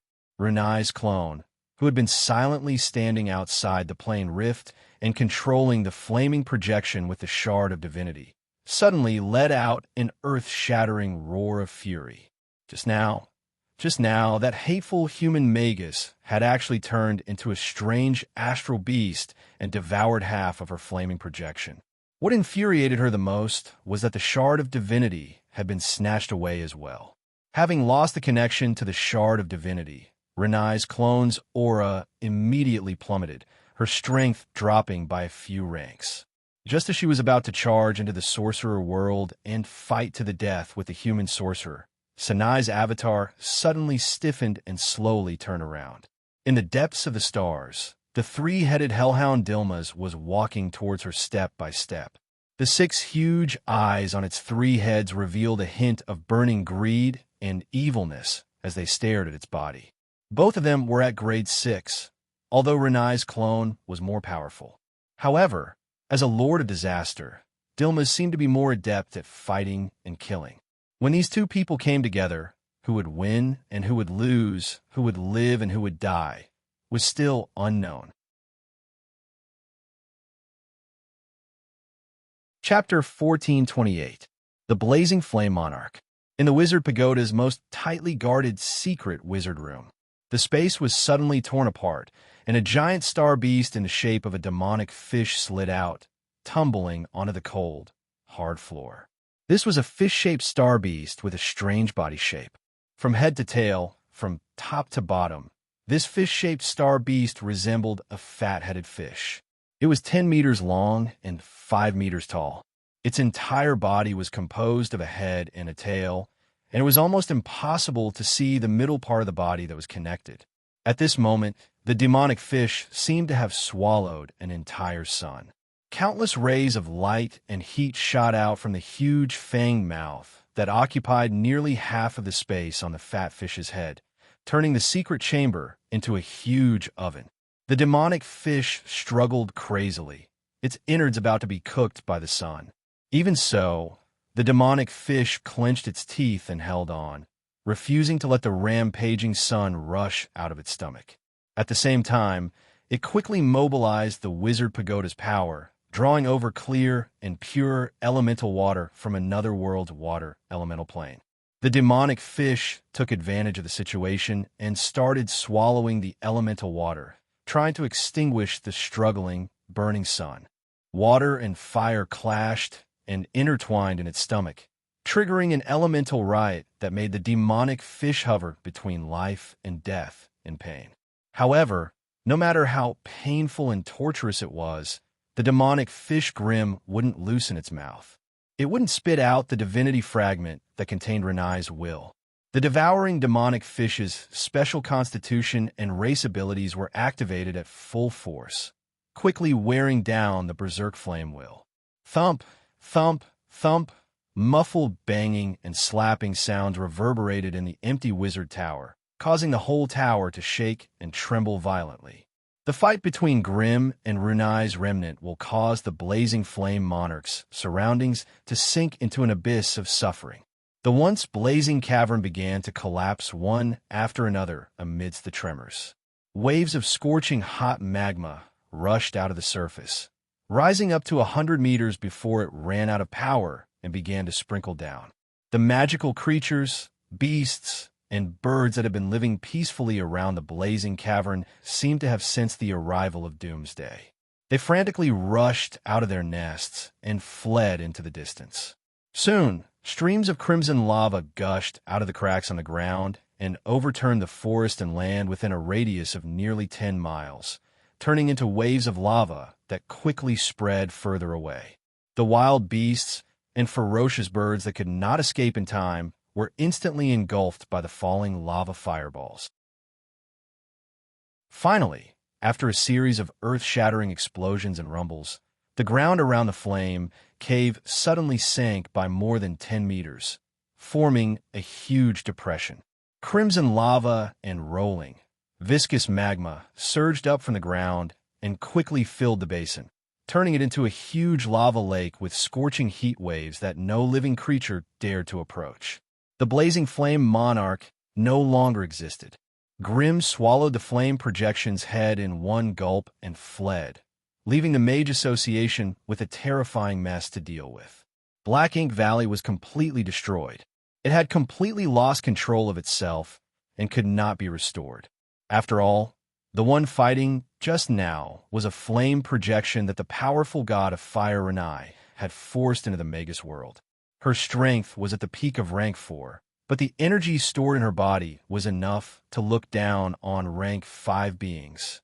With such a powerful body, she would not be at a disadvantage even if she were surrounded by a dozen powerful beings.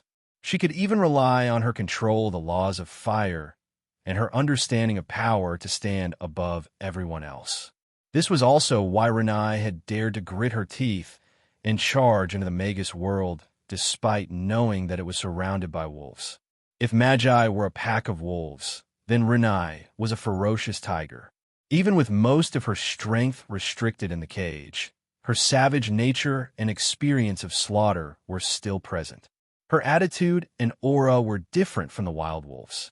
However, she did not expect that the legendary fire Magus she was facing was also an extraordinary person.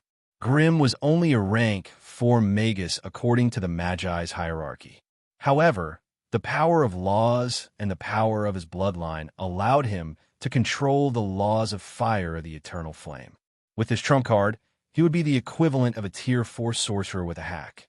While other Magi were still using low-level elemental, energy, and laws, he was already firing with a rocket launcher.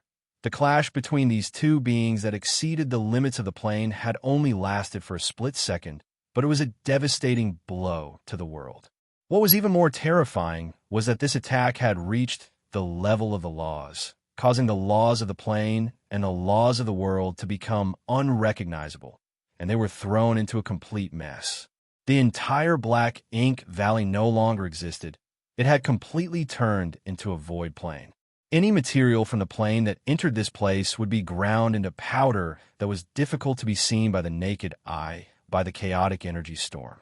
Even the chain of laws would break inch by inch in this place, unable to stabilize the plane. The black scar suspended in the middle of the energy storm and the chaotic laws of the plane. From time to time, energy hurricanes spewed out from it, making the surroundings even more chaotic and dangerous. At the edge of the energy storm, under the erosion of magic energy, the exposed continent began to peel off layer by layer and disintegrate. Everything that was sucked into the storm instantly disintegrated into the most primitive particles, disappearing without a trace. With such a breach, the Magus world would probably lose tons of basic substances every day. The Magus world's consciousness was extremely furious at the continuous loss of blood. It constantly urged the chains of laws to extend into the energy storm, repairing the broken laws and the chaotic laws of the plane bit by bit. However, facing the terrifying after-effects of the battle between two supreme beings, even with the strength of the plane's consciousness, it would still take several hundred years to completely repair this place. The existence of such a thing in the Magus Association's territory was undoubtedly an unstable factor.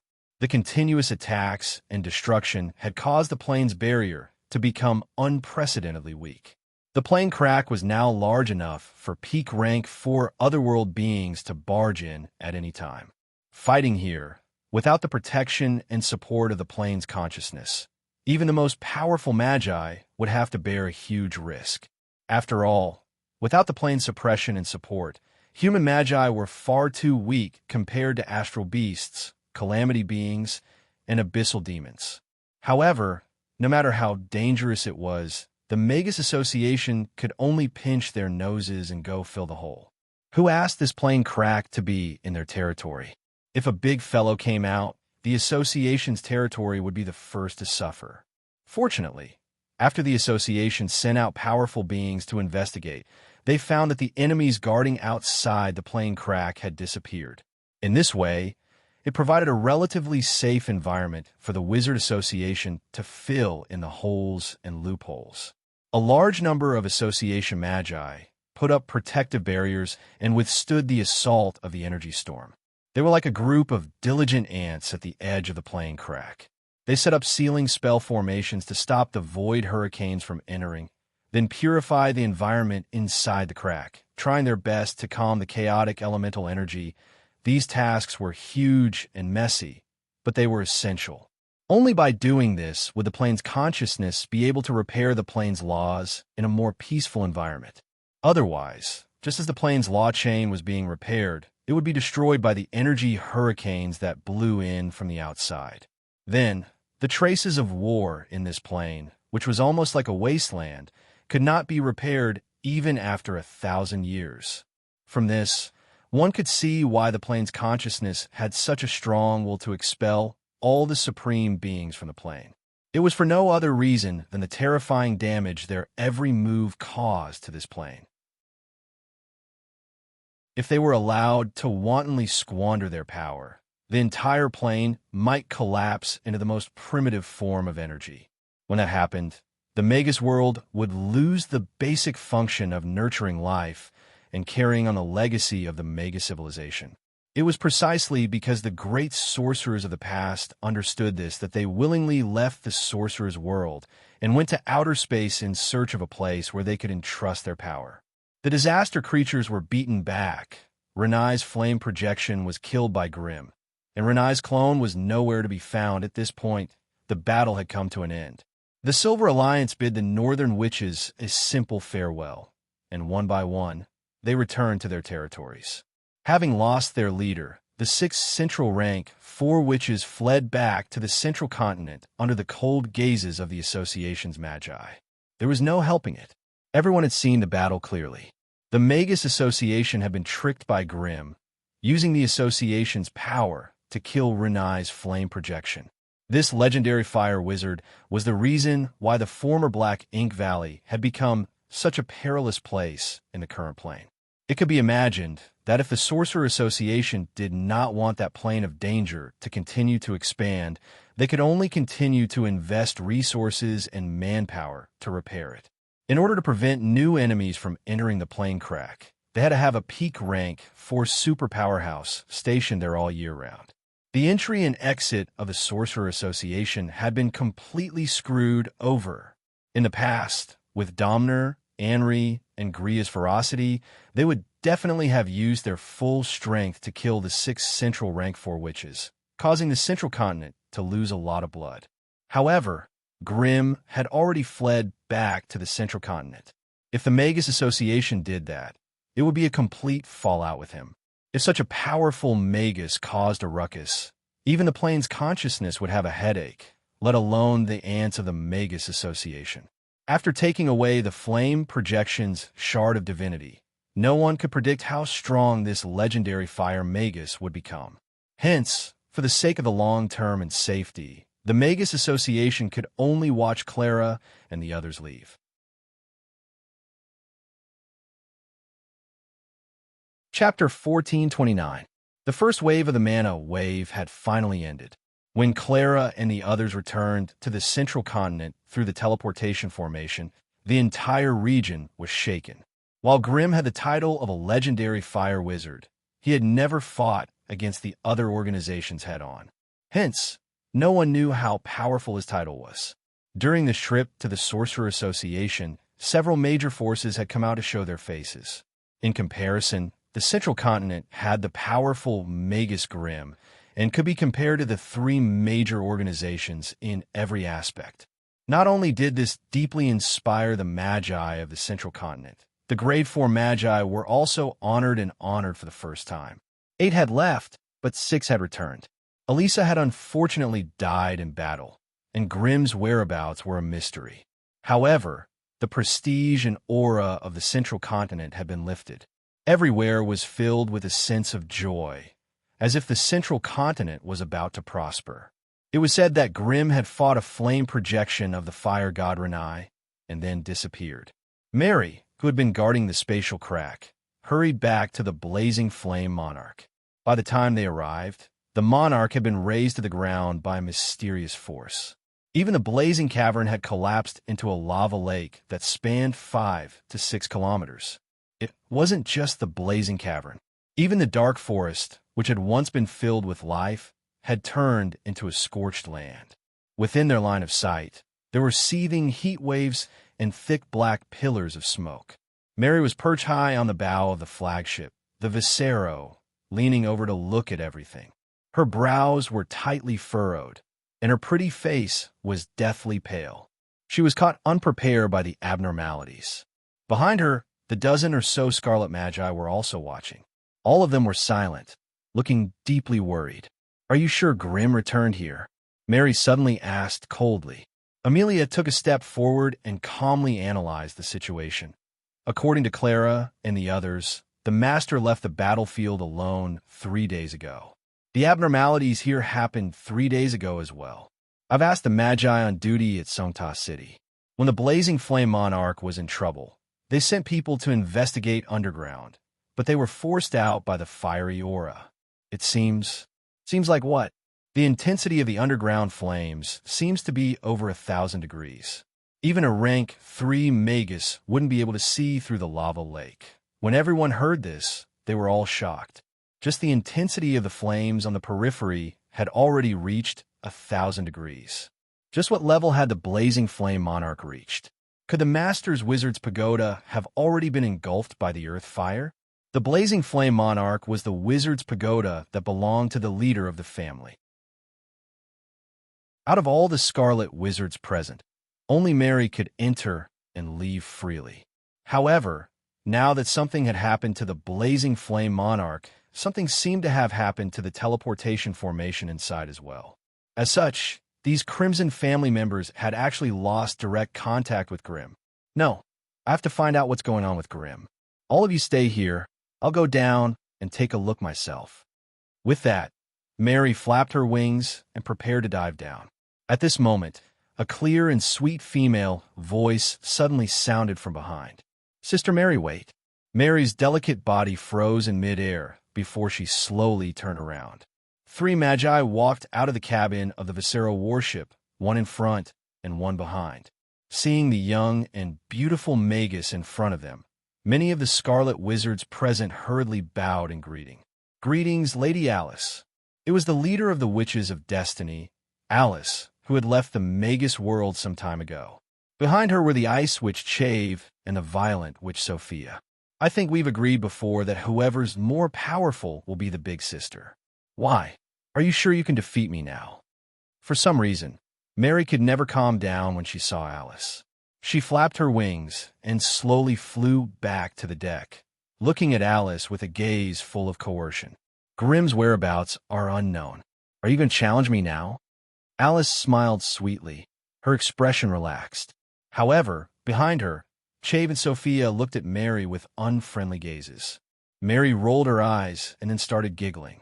The Violent Witch Sophia, who had a bad temper, hugged her thick wooden rod and said coldly, "What are you laughing at? Your man is about to die, and you can still laugh?" Mary immediately laughed even more heartily.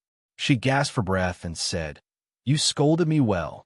Don't forget, my man is also your leader's man. If you really curse Grimm to death, Alice will kill you." Alice's face immediately turned red when she heard that, and she glanced at Sophia in annoyance. She then calmed herself down and said solemnly, "Mary, you can't go down there. None of us here can." "What's wrong? Is Grimm really down there?" Mary flew in front of Alice. She finally stopped smiling and asked anxiously, "Yes, he's down there." Alice nodded. "Before coming here, I did a divination for him. He's still safe, and there's no danger to his life. Although there's a small risk, everything will turn for the better." "Then why didn't he come out to meet us?" Mary asked. "You know about his situation. He's already half a step in a level 5, but due to his lack of mental strength, he forcefully delayed his advancement. He seems to have gained something from this trip to the association, and has been forced into hibernation. This hibernation will last for a long time, and when he comes out, he'll probably be a level 5 Magus." For some reason, when Grimm's advancement was mentioned, there was not a hint of joy on Alice's face. Hearing this, Mary's expression was mixed with joy and worry, as if she had thought of something difficult to decide on. The higher-ups of the Crimson family did not have such concerns, and all the Magi's faces were brimming with admiration and envy. Their master's pace was getting faster and faster, to the point where they could no longer keep up with him. Every time they thought of this, their expressions would become complicated, and they would sigh inwardly. However, they were also sincerely happy for their master. The Crimson family was finally going to have a great Magus. To the Crimson Magi, Grimm's advancement to level 5 was a great honor for the family. However, to Alice and Mary, this also meant that they would have to temporarily separate from Grimm. In the past, they had been busy with their own things, and had not had much free time to gather together. However, they were in the same world, and could see each other at any time, so they did not have to worry about each other. However, if Grimm really advanced to level 5, it would be time for him to leave for the outer regions. At that time, it would not be as easy for them to see him again. If the two girls were unable to keep up with Grimm's pace, they would only be left further and further behind. When that time came, they would only be able to hide in the dark and silently admire his glory, and would not be able to get close to him. Thinking of this, the previous grudge between the two women vanished into thin air. Now that she had Alice's guarantee, Mary did not persist in investigating further. The two girls gathered together for a simple discussion and immediately issued a series of orders. With this lava lake as the center, the area within a 50-kilometer radius was designated as the Central Forbidden Zone, and no magi other than the Crimson family were allowed to enter. In order to ensure that Grimm would not be disturbed, a giant airship would be stationed in the lava lake area, and high-ranked magi from the family would be stationed there in turns. Alice and Mary would go to various places and begin to consolidate the magi forces in the central region. Unexpectedly, although Grimm did not show up, none of the grade 4 magi in the central region showed any hostility or resistance. This was especially so for the 6 old fellows who had followed Grimm through the Planar War, and all of them had become admirers of the legendary fire magus. Even Matthew and Nicholas, who had always been at odds with the Crimson family, changed their attitudes and became even more enthusiastic about the consolidation of the central region's forces. In the end, all the grade 4 magi in the central region agreed to form the Horton Academy to consolidate the forces of the large families, forming the 4th largest magus organization in the magus world. Moreover, this Horton Academy was an open organization and did not restrict the identity of the people who wanted to join. If that was the case, many magi and acolytes in the territories of the 3 major organizations would be eager to join them. However, it wasn't easy to organize such a grand event in one go. Regarding the Horton Academy's faculties, the division of subjects, the appointment of professors, the deployment of personnel, the construction of resource points, the establishment of laboratories, the distribution of internal benefits. Too many trivial matters were all placed on the heads of Mary, Alice, and the group of Crimson sorcerers. The central region used to be known as the Scattered Forest of Towers, which meant that each of the large families had their own interests and ways of ruling their families. Now, they needed to give up a portion of their family's territory, Wizard's Pagoda, and resource points, and then take care of their family's interests within the organization. Such a small yet intricate negotiation was not something that could be concluded in just 1 or 2 rounds. All of the higher-ups of the Crimson family shuttled back and forth between the various large grade 4 factions, negotiating, compromising, and doing behind-the-scenes deals. Everyone was extremely busy, working their hearts out for the establishment of the 4th largest organization. Finally, after 5 years of preparation, the negotiations between all the grade 4 factions came to an end. The Crimson family began to announce to the 3 large magus organizations that the Horton Academy in the central region of the continent would officially become the 4th largest magus organization in the magus world. Chapter 1430. Sorcerer Calendar, Year 33072, 5th of November. This was a great day worthy of a special mention. On this day, the 4th large-scale sorcerer organization in the sorcerer world was successfully born in the central continent. It was called the Horton Sorcerer Academy. The Horton Sorcerer Academy was located near the Iron Forest City in the Alovis region of the Crimson family. The territory that belonged to the Academy was only about 1/5 the size of the Alovis region. It was a public academy that was open to the public. Now, with the influx of all the grade 4 organizations in the central continent, the Horton Sorcerer Academy had become a large-scale public academy. Its territory covered more than 70% of the 31 regions in the central continent. The influx of high-grade and low-grade sorcerers gave the Horton Sorcerer Academy an unprecedented number of teachers. It was enough to surpass the Northern Lands and the Silver Alliance to become the 2nd most powerful sorcerer organization in the entire sorcerer world. Of course, every reputable sorcerer organization would need a powerful sorcerer to act as the core of their soul in order to unite the high-grade sorcerers. Only when the higher-ups of these organizations worked together could the entire sorcerer organization be united and become a powerful organization that could threaten the outside world and the inside world. The soul of the newly established Horton Sorcerer Academy was the legendary Fire Sorcerer Grimm. It could be said that the legendary Fire Sorcerer Grimm's power far surpassed that of his peers. He had broken the central continent's previous state of disunity, swept away the regional barriers, and subdued all the grade 4 organizations in the central continent. It was difficult to find someone who could compare to such a great achievement, even if one flipped through all the books on sorcery. If one were to go back in time, perhaps only the three powerful sorcerers who founded the three great sorcerer organizations in the ancient times could compare to him. Those three powerful sorcerers all became great beings as high as grade 9, and they were the most respected leaders and pioneers in the entire sorcerer civilization. Hence, in private discussions, many magi were secretly speculating whether this legendary fire, Magus Grimm, would one day become such a powerful and mighty top-notch magus. In particular, many people learned that the reason why the legendary fire wizard was absent from the establishment and expansion ceremony of the Horton Witchcraft Academy was because he had already embarked on the path of evolution to level 5. Perhaps the next time that legendary fire wizard appeared would be when he became a great wizard.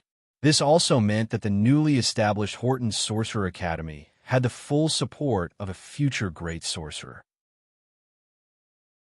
A rank 5 great sorcerer who was temporarily staying in the sorcerer world. To be honest, there was nothing more important than this. The reason why the three major wizard organizations did not come forward to stop the establishment of the Horton Academy of Witchcraft and even sent people to attend the founding ceremony of the organization was that the three major wizard organizations did not come forward to stop the establishment of the Horton Academy. Perhaps this was the most crucial factor. Iron Forest City, Horton Witchcraft Academy headquarters. Ever since the beginning of November, Iron Forest City had become a sea of celebration, filled with singing and dancing. The expansion of the Horton Sorcerer Academy once again made Iron Forest City a world-famous holy land for sorcerers. In this place, wizards sat on the mounts of wizard beasts and goblins that were galloping on the ground. Wizards sat on the ferocious birds and beasts that were soaring in the sky. Even at the ends of the streets, there were still magi walking hurriedly, their faces full of joy. This place had become the world of sorcerers. Every corner and every inch of space was filled with sorcerers. The attendants and waiters here were a large number of acolytes from all over the world. The Horton Witchcraft Academy headquarters was so large that it exceeded the scope of ordinary sorcerer organizations. It occupied almost every inch of land within 100 miles of Iron Forest City. Numerous witchcraft halls, libraries, alchemy laboratories, magic equipment factories, witchcraft training grounds, and other witchcraft buildings rose from the ground, scattered around Iron Forest City in a picturesque manner. The acolytes who came from other places to familiarize themselves with the various witchcraft facilities would probably have to spend months or even half a year just to familiarize themselves with the various witchcraft facilities within the academy. If they wanted to go to any witchcraft building, they would have to equip themselves with a goblin chocobo or a goblin sports car. Otherwise, they would have to spend more than half of their time traveling between the library and the laboratory. After the Horton Witchcraft Academy's extensive remodeling, Iron Forest City had become a capital of magic equipment. Magic pools, magic equipment rentals, and magic equipment factories could be seen everywhere. All of these made the convenience and wonder of magic equipment a daily occurrence. However, due to the sheer number of sorcerers, the radiation of witchcraft energy could still cause irreversible damage to normal people, despite being filtered by purification spell formations. Therefore, those who could step within 100 miles of Iron Forest City had to be at least an acolyte. Of course, as the Horton Witchcraft Academy's fame spread far and wide, the 127 secondary planes that belonged to the Academy also selected some of the more outstanding intelligent creatures and races to enter the Academy to study. As a result, a large group of foreign students with strange appearances, customs, and races suddenly appeared in Iron Forest City. In order to control the number of foreign students in the Academy, the Horton Witchcraft Academy set a limit of 5 foreign students per secondary plane every 10 years, and they could not be older than 30, with the exception of special races. Therefore, humans in the sorcerer world who possessed elemental talent could be selected as acolytes and enter the outer organizations of the Academy. However, the foreign students of the Academy did not enjoy such benefits. Almost all of them were geniuses of the younger generation in their respective planes. Moreover, within their planes, if one wanted to obtain the qualifications to study in the Sorcerer World's main plane, they would have to go through many bloody eliminations and battles. There were geniuses every year, but the quotas were always so few. Moreover, the secondary planes also had their own hierarchy of nobles, who didn't want to send their closest ones to the main plane to receive the highest level of education and training in Sorcerer World. After all, any foreign student who was successful in their studies could easily become a member of the ruling class after returning to their plane with the connections they had built during their apprenticeship, even if they could not become a sorcerer. This kind of gilding was undoubtedly the most convenient way for the nobles to get close to the sorcerers.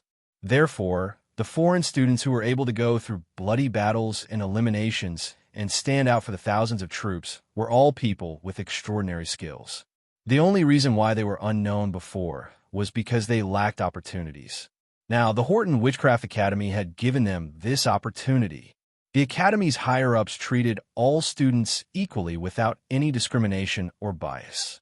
As long as they could earn enough points and complete specific Academy missions, the Academy would provide them with a certain amount of resources to groom them as sorcerers. As for whether they could succeed, it would depend on their own luck and abilities. It was precisely because of this impartial style of doing things and the almost terrifying amount of sorcerer resources that the Horton Witchcraft Academy had quickly nurtured its first batch of official sorcerers with a strong academy style in the 5 years it had been set up and running. Among them, there was no lack of foreign students who had successfully advanced to become sorcerers and become a member of the sorcerer system. Today, the 5th of November, was the day that the Horton Witchcraft Academy was officially established. It had also become a great day of celebration for the sorcerers and apprentices living in the Iron Forest City's Academy District for the past 5 years. Iron Forest City, within the Academy's tall Wizard's Pagoda in the Central District. Mary was wearing an exquisite and gorgeous wizard robe, quietly standing at the highest level of the Wizard's Pagoda. She looked down calmly at the orderly streets below her, which were like a chessboard, and at the crowd squirming like ants through the closed windows.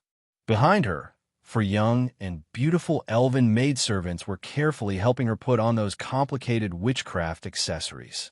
Each of the magic ornaments was overflowing with a faint magic halo. After they were placed on Mary's robe, they would resonate with the runes on the robe, creating a dazzling effect. Ever since Mary had fused with the Nightmare Castle, her abilities had also improved by leaps and bounds.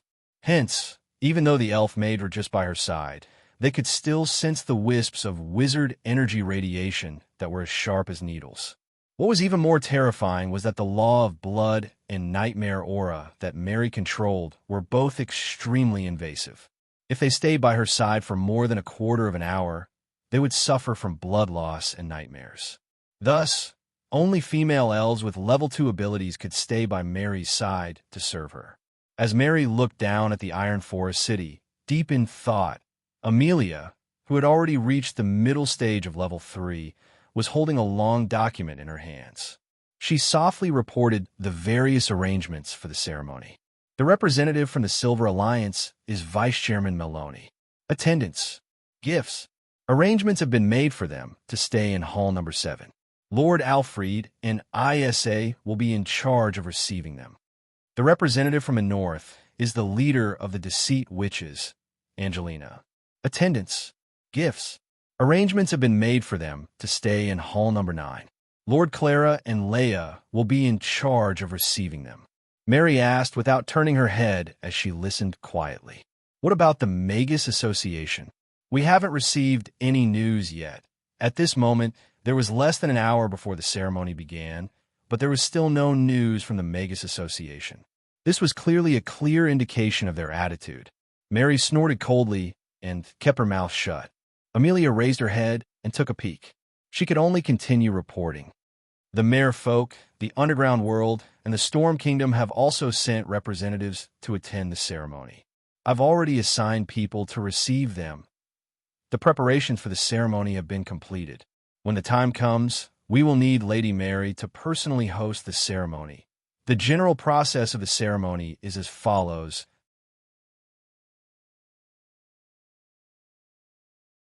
Chapter 1431. My lady, all the representatives have arrived and are waiting for your arrival. The door at the far end of the hall opened, and the other leader of the Crimson family, Meryl, walked in wearing a soft silk robe that fitted her body. She bowed behind Mary. In the past, they were good sisters who could talk about anything. However, as Mary's strength increased, the huge gap between them caused their relationship to become one of superior and subordinate. With the Crimson family's high-quality resources, it was not a problem to push Meryl and Amelia to the throne of Grade 4 Magi. However, the family's power could only stop there. Every small step beyond Grade 4 was extremely difficult and long, and it was not something that could be achieved with just the accumulation of resources. The two prideful women were obviously full of confidence in themselves.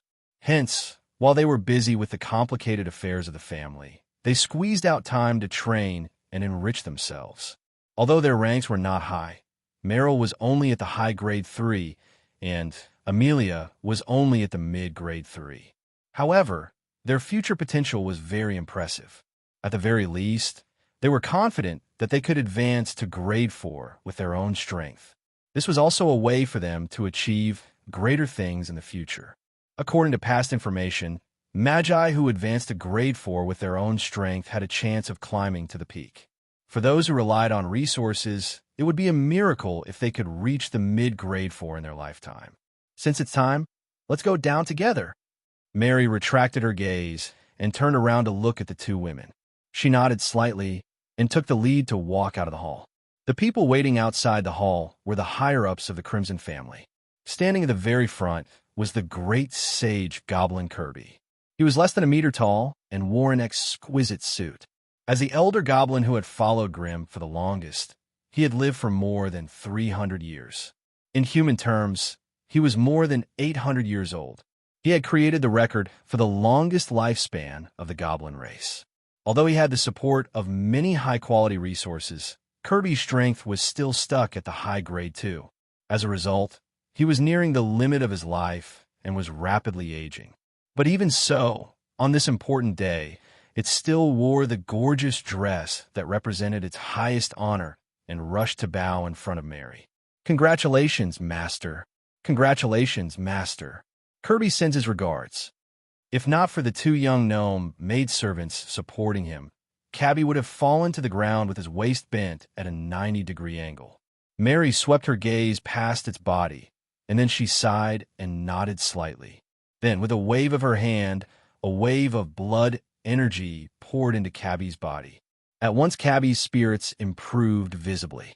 "Just do what you can. Take care of yourself." Mary stopped in her tracks and gave a few reminders before turning to look behind Kirby. "Locke, take care of Kirby today. Don't let him get too excited." After saying that, Mary started walking again. Locke was now a Grade 3 intermediate Crimson Magus, and his position in the family had even surpassed Cabby and the other goblin nobles.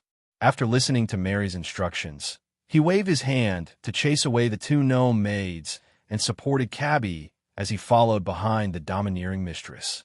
Of course, they were ranked behind Meryl and Amelia. The higher-ups of the Crimson Magi who had been scattered in various corners gathered together, bowing to Mary before joining the group. Blood Knight Soros, Cloning Brain Sock, Bug Lich Bliss, Blood Knight Winsow, Blood Elf Wizard Isa, Blood Elf Archer Leia, Ice Maiden Chef, Berserk Witch Sophia, Forest Demon Ava, Old Fox Winlier, Violent Blood Group Leader Duzula Lasau, Dragonman Zacha. After all these years of development, the number of Grade 2 and Grade 3 Magi in the Crimson Magi had increased to over 300. The Magi who held the positions of the higher-ups of the Crimson Magi had also been replaced by a new batch of Magi. However, the elders before Mary still held a considerable position in her eyes. However, with the passage of time, some of the Crimson Elders had already withered away. The demonized goblin Leader Ganga, Goblin Tigula, Medusa, Manticore Leader Daka, and Wind Wizard Desolar were nowhere to be seen. They had either died of old age, died in explorations to other worlds, or died in wizard experiments. They had disappeared forever. The banquet hall was located on the 7th level of the Wizard's Pagoda. When Mary led the higher-ups of the Crimson Magi into the hall, thunderous applause and cheers immediately rang out. The Magi from the Crimson Magi crowded on both ends of the red carpet, clapping and cheering loudly. When the well-dressed Mary walked in front of them, they all put their hands on their chests and bowed in greeting, their faces brimming with happiness and pride. As she walked through the crowd, Mary nodded to both sides in greeting. Those who could enter the main hall of the banquet were the elders who had followed the Crimson Magi for a long time, or the freshmen of the academy. Even though most of them had never seen the legendary Blood Queen Mary before, it did not stop them from cheering for themselves, their families, and the bright future of the academy. Mixed in with the crowd were a group of strange faces from the secondary plane. Among them were humanoid giants, dark elves, beast men, trolls, redstone dwarves, and gnomes.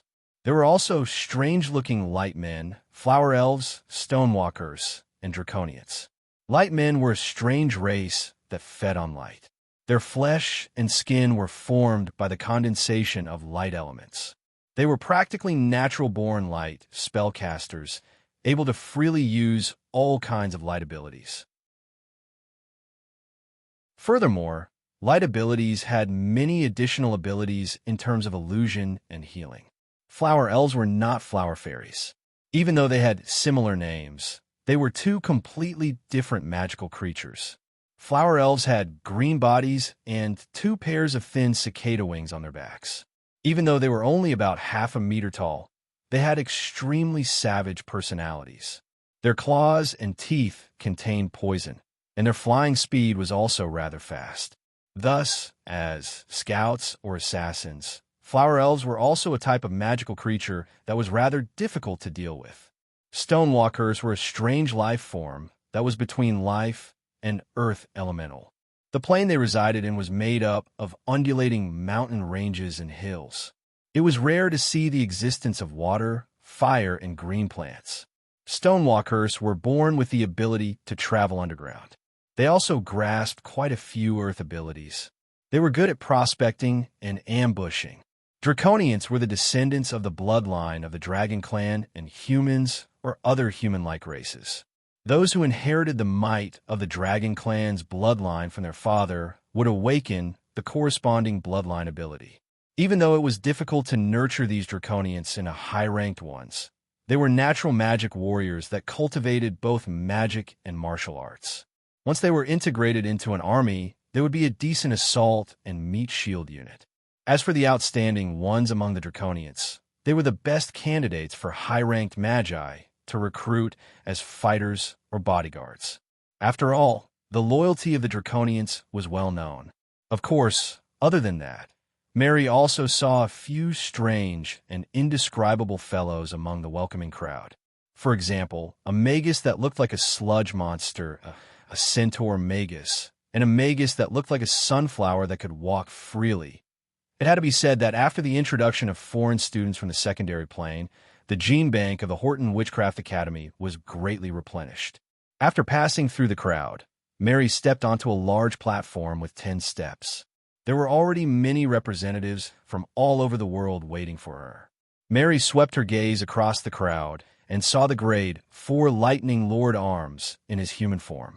Beside him was the Emerald Dragon Iredna, who had also transformed into a beautiful young lady. Behind them, 10 bare-headed, green-skinned, burly men were gathered together, pointing at the various enchantments on the walls and ceiling of the banquet hall. They seemed to be drooling with desire. Mary didn't even need to get close to them. She could tell from their aura that they were grade 1 or 2 green dragons that had used transformation and camouflage spells. When Arms saw Mary, his coarse voice immediately shook the heavens. "Mary, you're finally here. I've been waiting for you with my brothers for a long time." Mary furrowed her brows and focused her gaze. An awe-inspiring and inviolable aura quietly spread throughout the hall. Arm's face immediately stiffened. Iredna, who was behind him, quickly stepped forward and pulled his arm to bow to Mary. The 10 green dragons in human form also hurriedly bowed to Mary. Arms, I'm glad you're here. Come with me. Mary smiled and walked past Arms. Arms scratched his head in annoyance and asked Eredina in a low voice, "Did I say something wrong again?" Eredina rolled her eyes at him and said in a low voice, "All human wizards care about their dignity. You must show Lady Mary enough respect." Respect. Arm's face immediately fell. He said angrily, "She can't even defeat me. Why should I respect her? If it wasn't for Lord Grimm, I would have. Oh, would I? Hurry up and shut up for me. You're not allowed to talk nonsense today."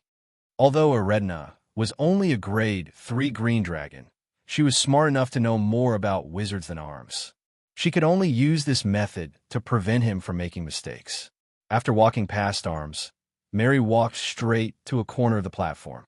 There, a large group of black-robed necromancers had gathered around the famous undead Lich Kongness.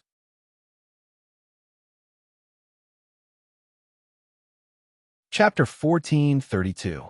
Welcome, Mr. Kongness. Mary showed due respect to the undead Lich. Apart from being the head of necromancy in Horton Academy, he was also the only powerful spellcaster Grimm had mentioned to be on par with him in the future. Either of these 2 points was worthy of Mary's respect. It's my duty, as a top-tier undead Lich. Kongness had long discarded his rotting skin and turned his bones into a strange substance similar to a magic crystal.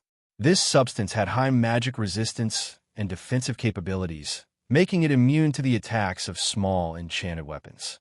As Kongness fused with the austere chest, his lich body was covered in 2 layers of magic light, similar to a halo of laws. Ordinary grade. 4 wizards would have to suffer the combined effects of death and winter energy if they were to get close to him, let alone fight him. Their strength would be greatly reduced before the battle even started.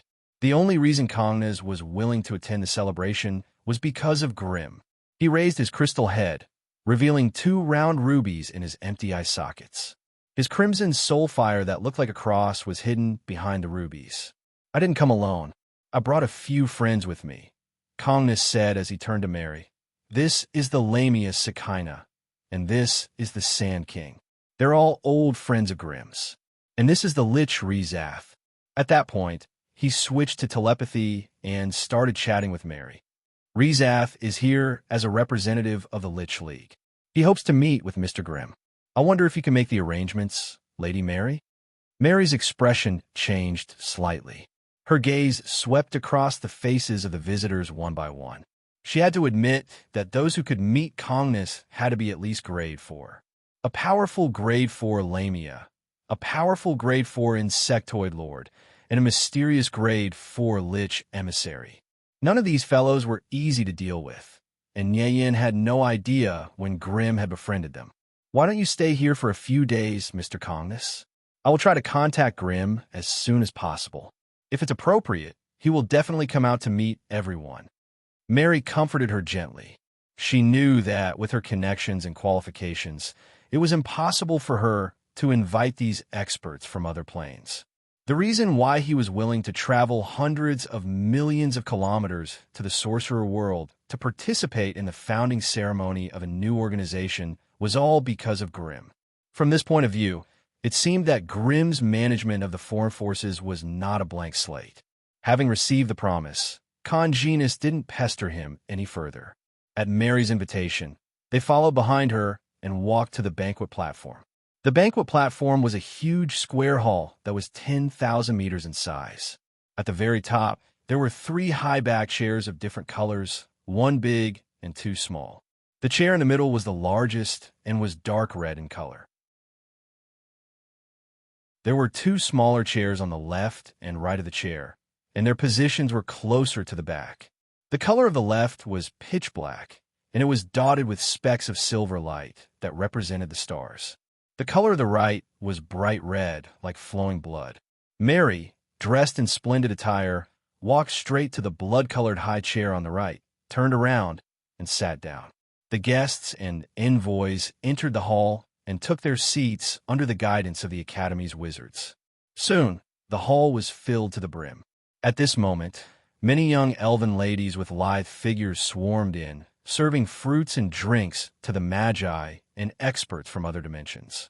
Different races had different preferences, so the contents displayed were different as well, and they were as different as day and night. Taking advantage of this free time, Mary sat on her chair and looked around, identifying the guests one by one. Lightning Lord Arms, his lover, and his subordinates, Serpentine and her 4 tribesmen. The odd-looking Sand King was alone. Lich Kongnus, the envoy from the alliance of Liches and Lethis, and his subordinates, the many grade 4 wizards in the central continent, their families and subordinates. At the front of the first group on the right side of the hall, Mary saw a group of aliens that looked completely different from humans.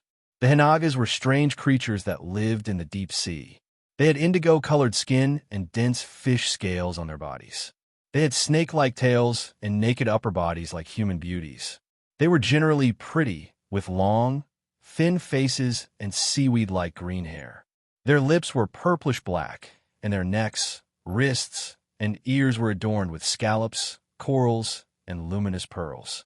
Most of the sea creatures looked strange and did not fit the aesthetic standards of human wizards. However, the Hinagas were an exception. They had human-like appearances and high intelligence. Their large population allowed them to cultivate a large number of witches. Yes, the Hinagas had a strict gender division. Most of the male Hinagas were melee fighters, while the female Hinagas were spellcasters like witches or priestesses. Although the other marine creatures weren't weak, only the Hinaga tribe was willing to maintain contact with the human magi on land and interact with them. On the surface, the Hinaga tribe was here to participate in the Horton Sorcerer Academy's founding celebration. However, in reality, they were here to meet and greet the powerful human sorcerers who had come from all over the world. They wanted to exchange some sorcerer resources that they needed. The alchemy of the merfolk was primitive and crude, so they coveted the magic artifacts, tools, and accessories of human wizards. What they could bring out were rare deep-sea fishes, corals, ores, and other magic materials. Such an exchange was beneficial to both sides, which was why the Hinagas were so eager to participate in all the magician events on the continent. After nodding at the Hinagar, who was a grade 4 witch sire, Mary shifted her gaze to the underground people beside them. Just like other planes, the Magus world had an underground world that was completely isolated from the surface. Although resources, food, and population were extremely scarce, it still nurtured some unique underground life forms. However, it was difficult to nurture true spellcasters in such a dark and serene environment. Hence, the underground creatures that came to congratulate them were lizard assassins, spiritual insects, and other special life forms. The reason why they came to participate in the celebration of the Horton School of Witchcraft was similar to the Hinagas. They wanted to use the opportunity to trade or exchange resources across regions. In this aspect, if they wanted to occupy a place in the trade system of the Central Continent, it was inevitable to negotiate with the Horton School of Witchcraft, the largest wizard organization in the Central Continent. To show their sincerity, both sides brought a large number of rare resources from their respective regions as gifts. As for these, Mary only needed to accept them with a smile. As for the details of the negotiations, Amelia or Meryl would discuss it with them. After dealing with the two races appropriately, Mary turned her attention to the other 2 wizard organizations that came to congratulate them, the Silver Alliance and the Northern Witches. The representative from the Silver Alliance was still Deputy Chairman Maloney. Behind him were a few Alliance counselors in silver robes with silver badges on their chests. The Silver Alliance was also a wizard organization that did not restrict one's origin or race. They only valued one's arcane strength. Hence, the counselors had a mix of races. There were humans, elves, dwarves, and mouse people. These counselors were almost all puppet masters. Exquisite magic armor runes could be seen everywhere on their bodies. These magic armor runes were like another layer of skin covering their bodies. They were engraved with intricate magic patterns, and from time to time, they would emit eye-catching elemental aura. This magic armor rune technique was also an arcane ability unique to the Silver Alliance. Once there was a need for battle, These metal-like magic armor runes would arm the puppet masters in the shortest time possible. The runes engraved on them would also grant them special sorcery abilities. A puppet master with a magic armor rune was equivalent to having an extra set of magic armor, one that could aid him in battle. Hence, the puppet masters might be relatively weak, but once they fused with the magic armor runes, they could unleash power that was several times stronger than their original bodies. This was an alternative path of strengthening that the arcane sorcerers had opened up for themselves. Noticing Mary's gaze, Deputy Chairman Maloney stood up and said loudly, "This time, I'm appointed by Chairman Salvini to be the representative to congratulate you. This is a gift specially prepared by the Silver Alliance. I hope you like it, Your Excellency Mary." With that, Maloney signaled with his eyes. A mouse counselor beside him stood up, took out a square silver chessboard, and tossed it to the center of the hall. Then, the silver chessboard expanded rapidly, instantly becoming a huge chessboard that occupied an area of 100 meters. There were 32 metal chess pieces of different colors and shapes on the left and right sides of the chessboard. These metal chess pieces were armored warriors with huge shields and swords, court wizards with magic staffs, gnomes and dwarves pushing magic cannons, beast tamers driving wild beasts. Looking at the shape and style, it was a popular board game among the nobles of the Sorcerer Continent.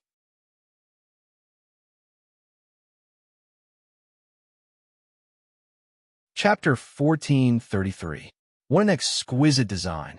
Mary clicked her tongue in admiration. Everyone watched as the puppet chess pieces on the chessboard moved forward or backward under the control of the association's wizards. Every time two chess pieces met, a fierce battle would break out. Every puppet chess piece had been preset with different combat methods and strange combat skills. In order to win, apart from basic combat power, the subtle mental strength of the wizard controlling it also depended on the subtlety of the wizard controlling it. If the wizard on one side had a strong enough mind power, even if he was controlling the most ordinary sword and shield guards, he would be able to charge into the other side's magic palace and drag the mage emperor down from his horse. Hence, it was obvious that this was a game created to train the spiritual force of magi. It was just that the chess pieces had been given a strange life force by the arcane wizards, so they had different combat abilities. More importantly, when creating these puppet chess pieces, the arcane sorcerers had mixed in a type of Manda's alloy. This was also a well-known memory metal. Even if the puppet chess pieces were damaged, as long as enough magical energy was injected into the chessboard wizard tool, everything would slowly recover. Mary smiled. After expressing her gratitude to Maloney, she ordered her men to keep the gift. Although the gift was exquisite, it did not have any special effect on the Horton Academy of Witchcraft. Perhaps this was the original intention of the Silver Alliance. After all, there was still a relationship of interest between the two sides. They would never give strategic resources as a gift to the Horton Academy of Witchcraft. After the Silver Alliance was the Northern Witches. This time, they actually sent the leader of the Deception Witches, Angelina, and the gift she brought was 2 small resource planes. Although the gift was not expensive, it was much more practical than the one from the Silver Alliance. Mary expressed her gratitude again and ordered someone to accept the crystal runes with the spatial waymarks of the resource planes. Only then did she raise her glass and drink with everyone. However, before the congratulations from the crowd had ended, there was a sudden commotion outside the wizard's pagoda. Mary frowned slightly and looked sideways at Amelia, who was sitting on her left in the audience. Amelia's hand was overflowing with a green halo, as if she was communicating with something from afar. After a few words, Amelia's expression changed slightly. She looked up at Mary and said softly, "The people from the Wizard Association are here. They're coming all the way here." Although Amelia said it lightly, Mary could feel the meaning behind it. If those people from the Sorcerer Association had teleported here according to etiquette and the Academy sorcerers were in charge of receiving them, it would not have caused such commotion outside. Therefore, it was highly likely that these bastards had forced their way in. "Meryl, Go and welcome them. Mary sneered coldly. In case these fellows from afar say that we are rude again, yes. Meryl agreed and stood up suddenly. The wide red dragon wings on her back instantly spread open, and she flew out of the sorcerer hall with a strong gust of wind. With the red dragon bloodline's nourishment, Meryl's strength had improved by leaps and bounds. Now, she looked like she could break through to Tier 4 within the next century. As a result, her personal network became stronger and more active. Everyone put down their wine glasses and conversed silently while waiting for the messenger from the Mage Association to arrive. Those who come do not come with good intentions, and those with good intentions do not come. Although they were here to congratulate Leolin, there was still competition between the various sorcerer organizations. Hence, was the Mage Association here purely to congratulate Leolin or to take the opportunity to put on a show of strength? This was something that was unknown. Very soon, the messenger from the Mage Association flew into the hall accompanied by Meryl. There were 7 people in total.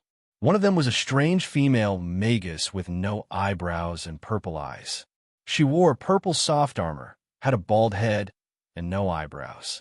The other was a short male magus with a bowed back and a hooked nose. His eyes were a deep green, and his teeth were yellow. His hair was sparse and messy, and he wore a black robe studded with all sorts of gems. When they saw the newcomer, all the guests present shuddered in unison as they felt a wave of domineering aura rushing towards them. Super powerhouses. The 2 people in the lead were peak tier 4 super powerhouses. Behind them were 3 men and 2 women. Although their auras were only at rank 3, their auras were extremely valiant. It was as if they had experienced bloody battles and climbed out of a pile of corpses. Even the weakest among them was a peak tier 3 magus. Mary was slightly shocked, but her expression did not change. She stood up and coldly said with a smile that did not reach her eyes, "I was wondering who it was. So it's Lady Gloria and Lord Savorius. Both of you have come from afar, and I would like to represent Grimm to welcome you all. Please." However, the 2 super powerhouses did not seem to care. They floated in the middle of the hall and slowly looked around at the people in the hall. Under their cold aura, everyone's expression changed slightly, and their expressions became unnatural. Super experts would always be a top-notch force in the plain world. Perhaps it was due to the explosion of pseudo-super powerhouses in the central region during this period of time that made super powerhouses seem less valuable. However, today, after experiencing the terrifying spiritual pressure of a true super powerhouse at such a close distance, everyone present trembled and felt fear from the bottom of their hearts. The Magi at Tier 4 were fine, as they could still sit steadily in the face of such pressure.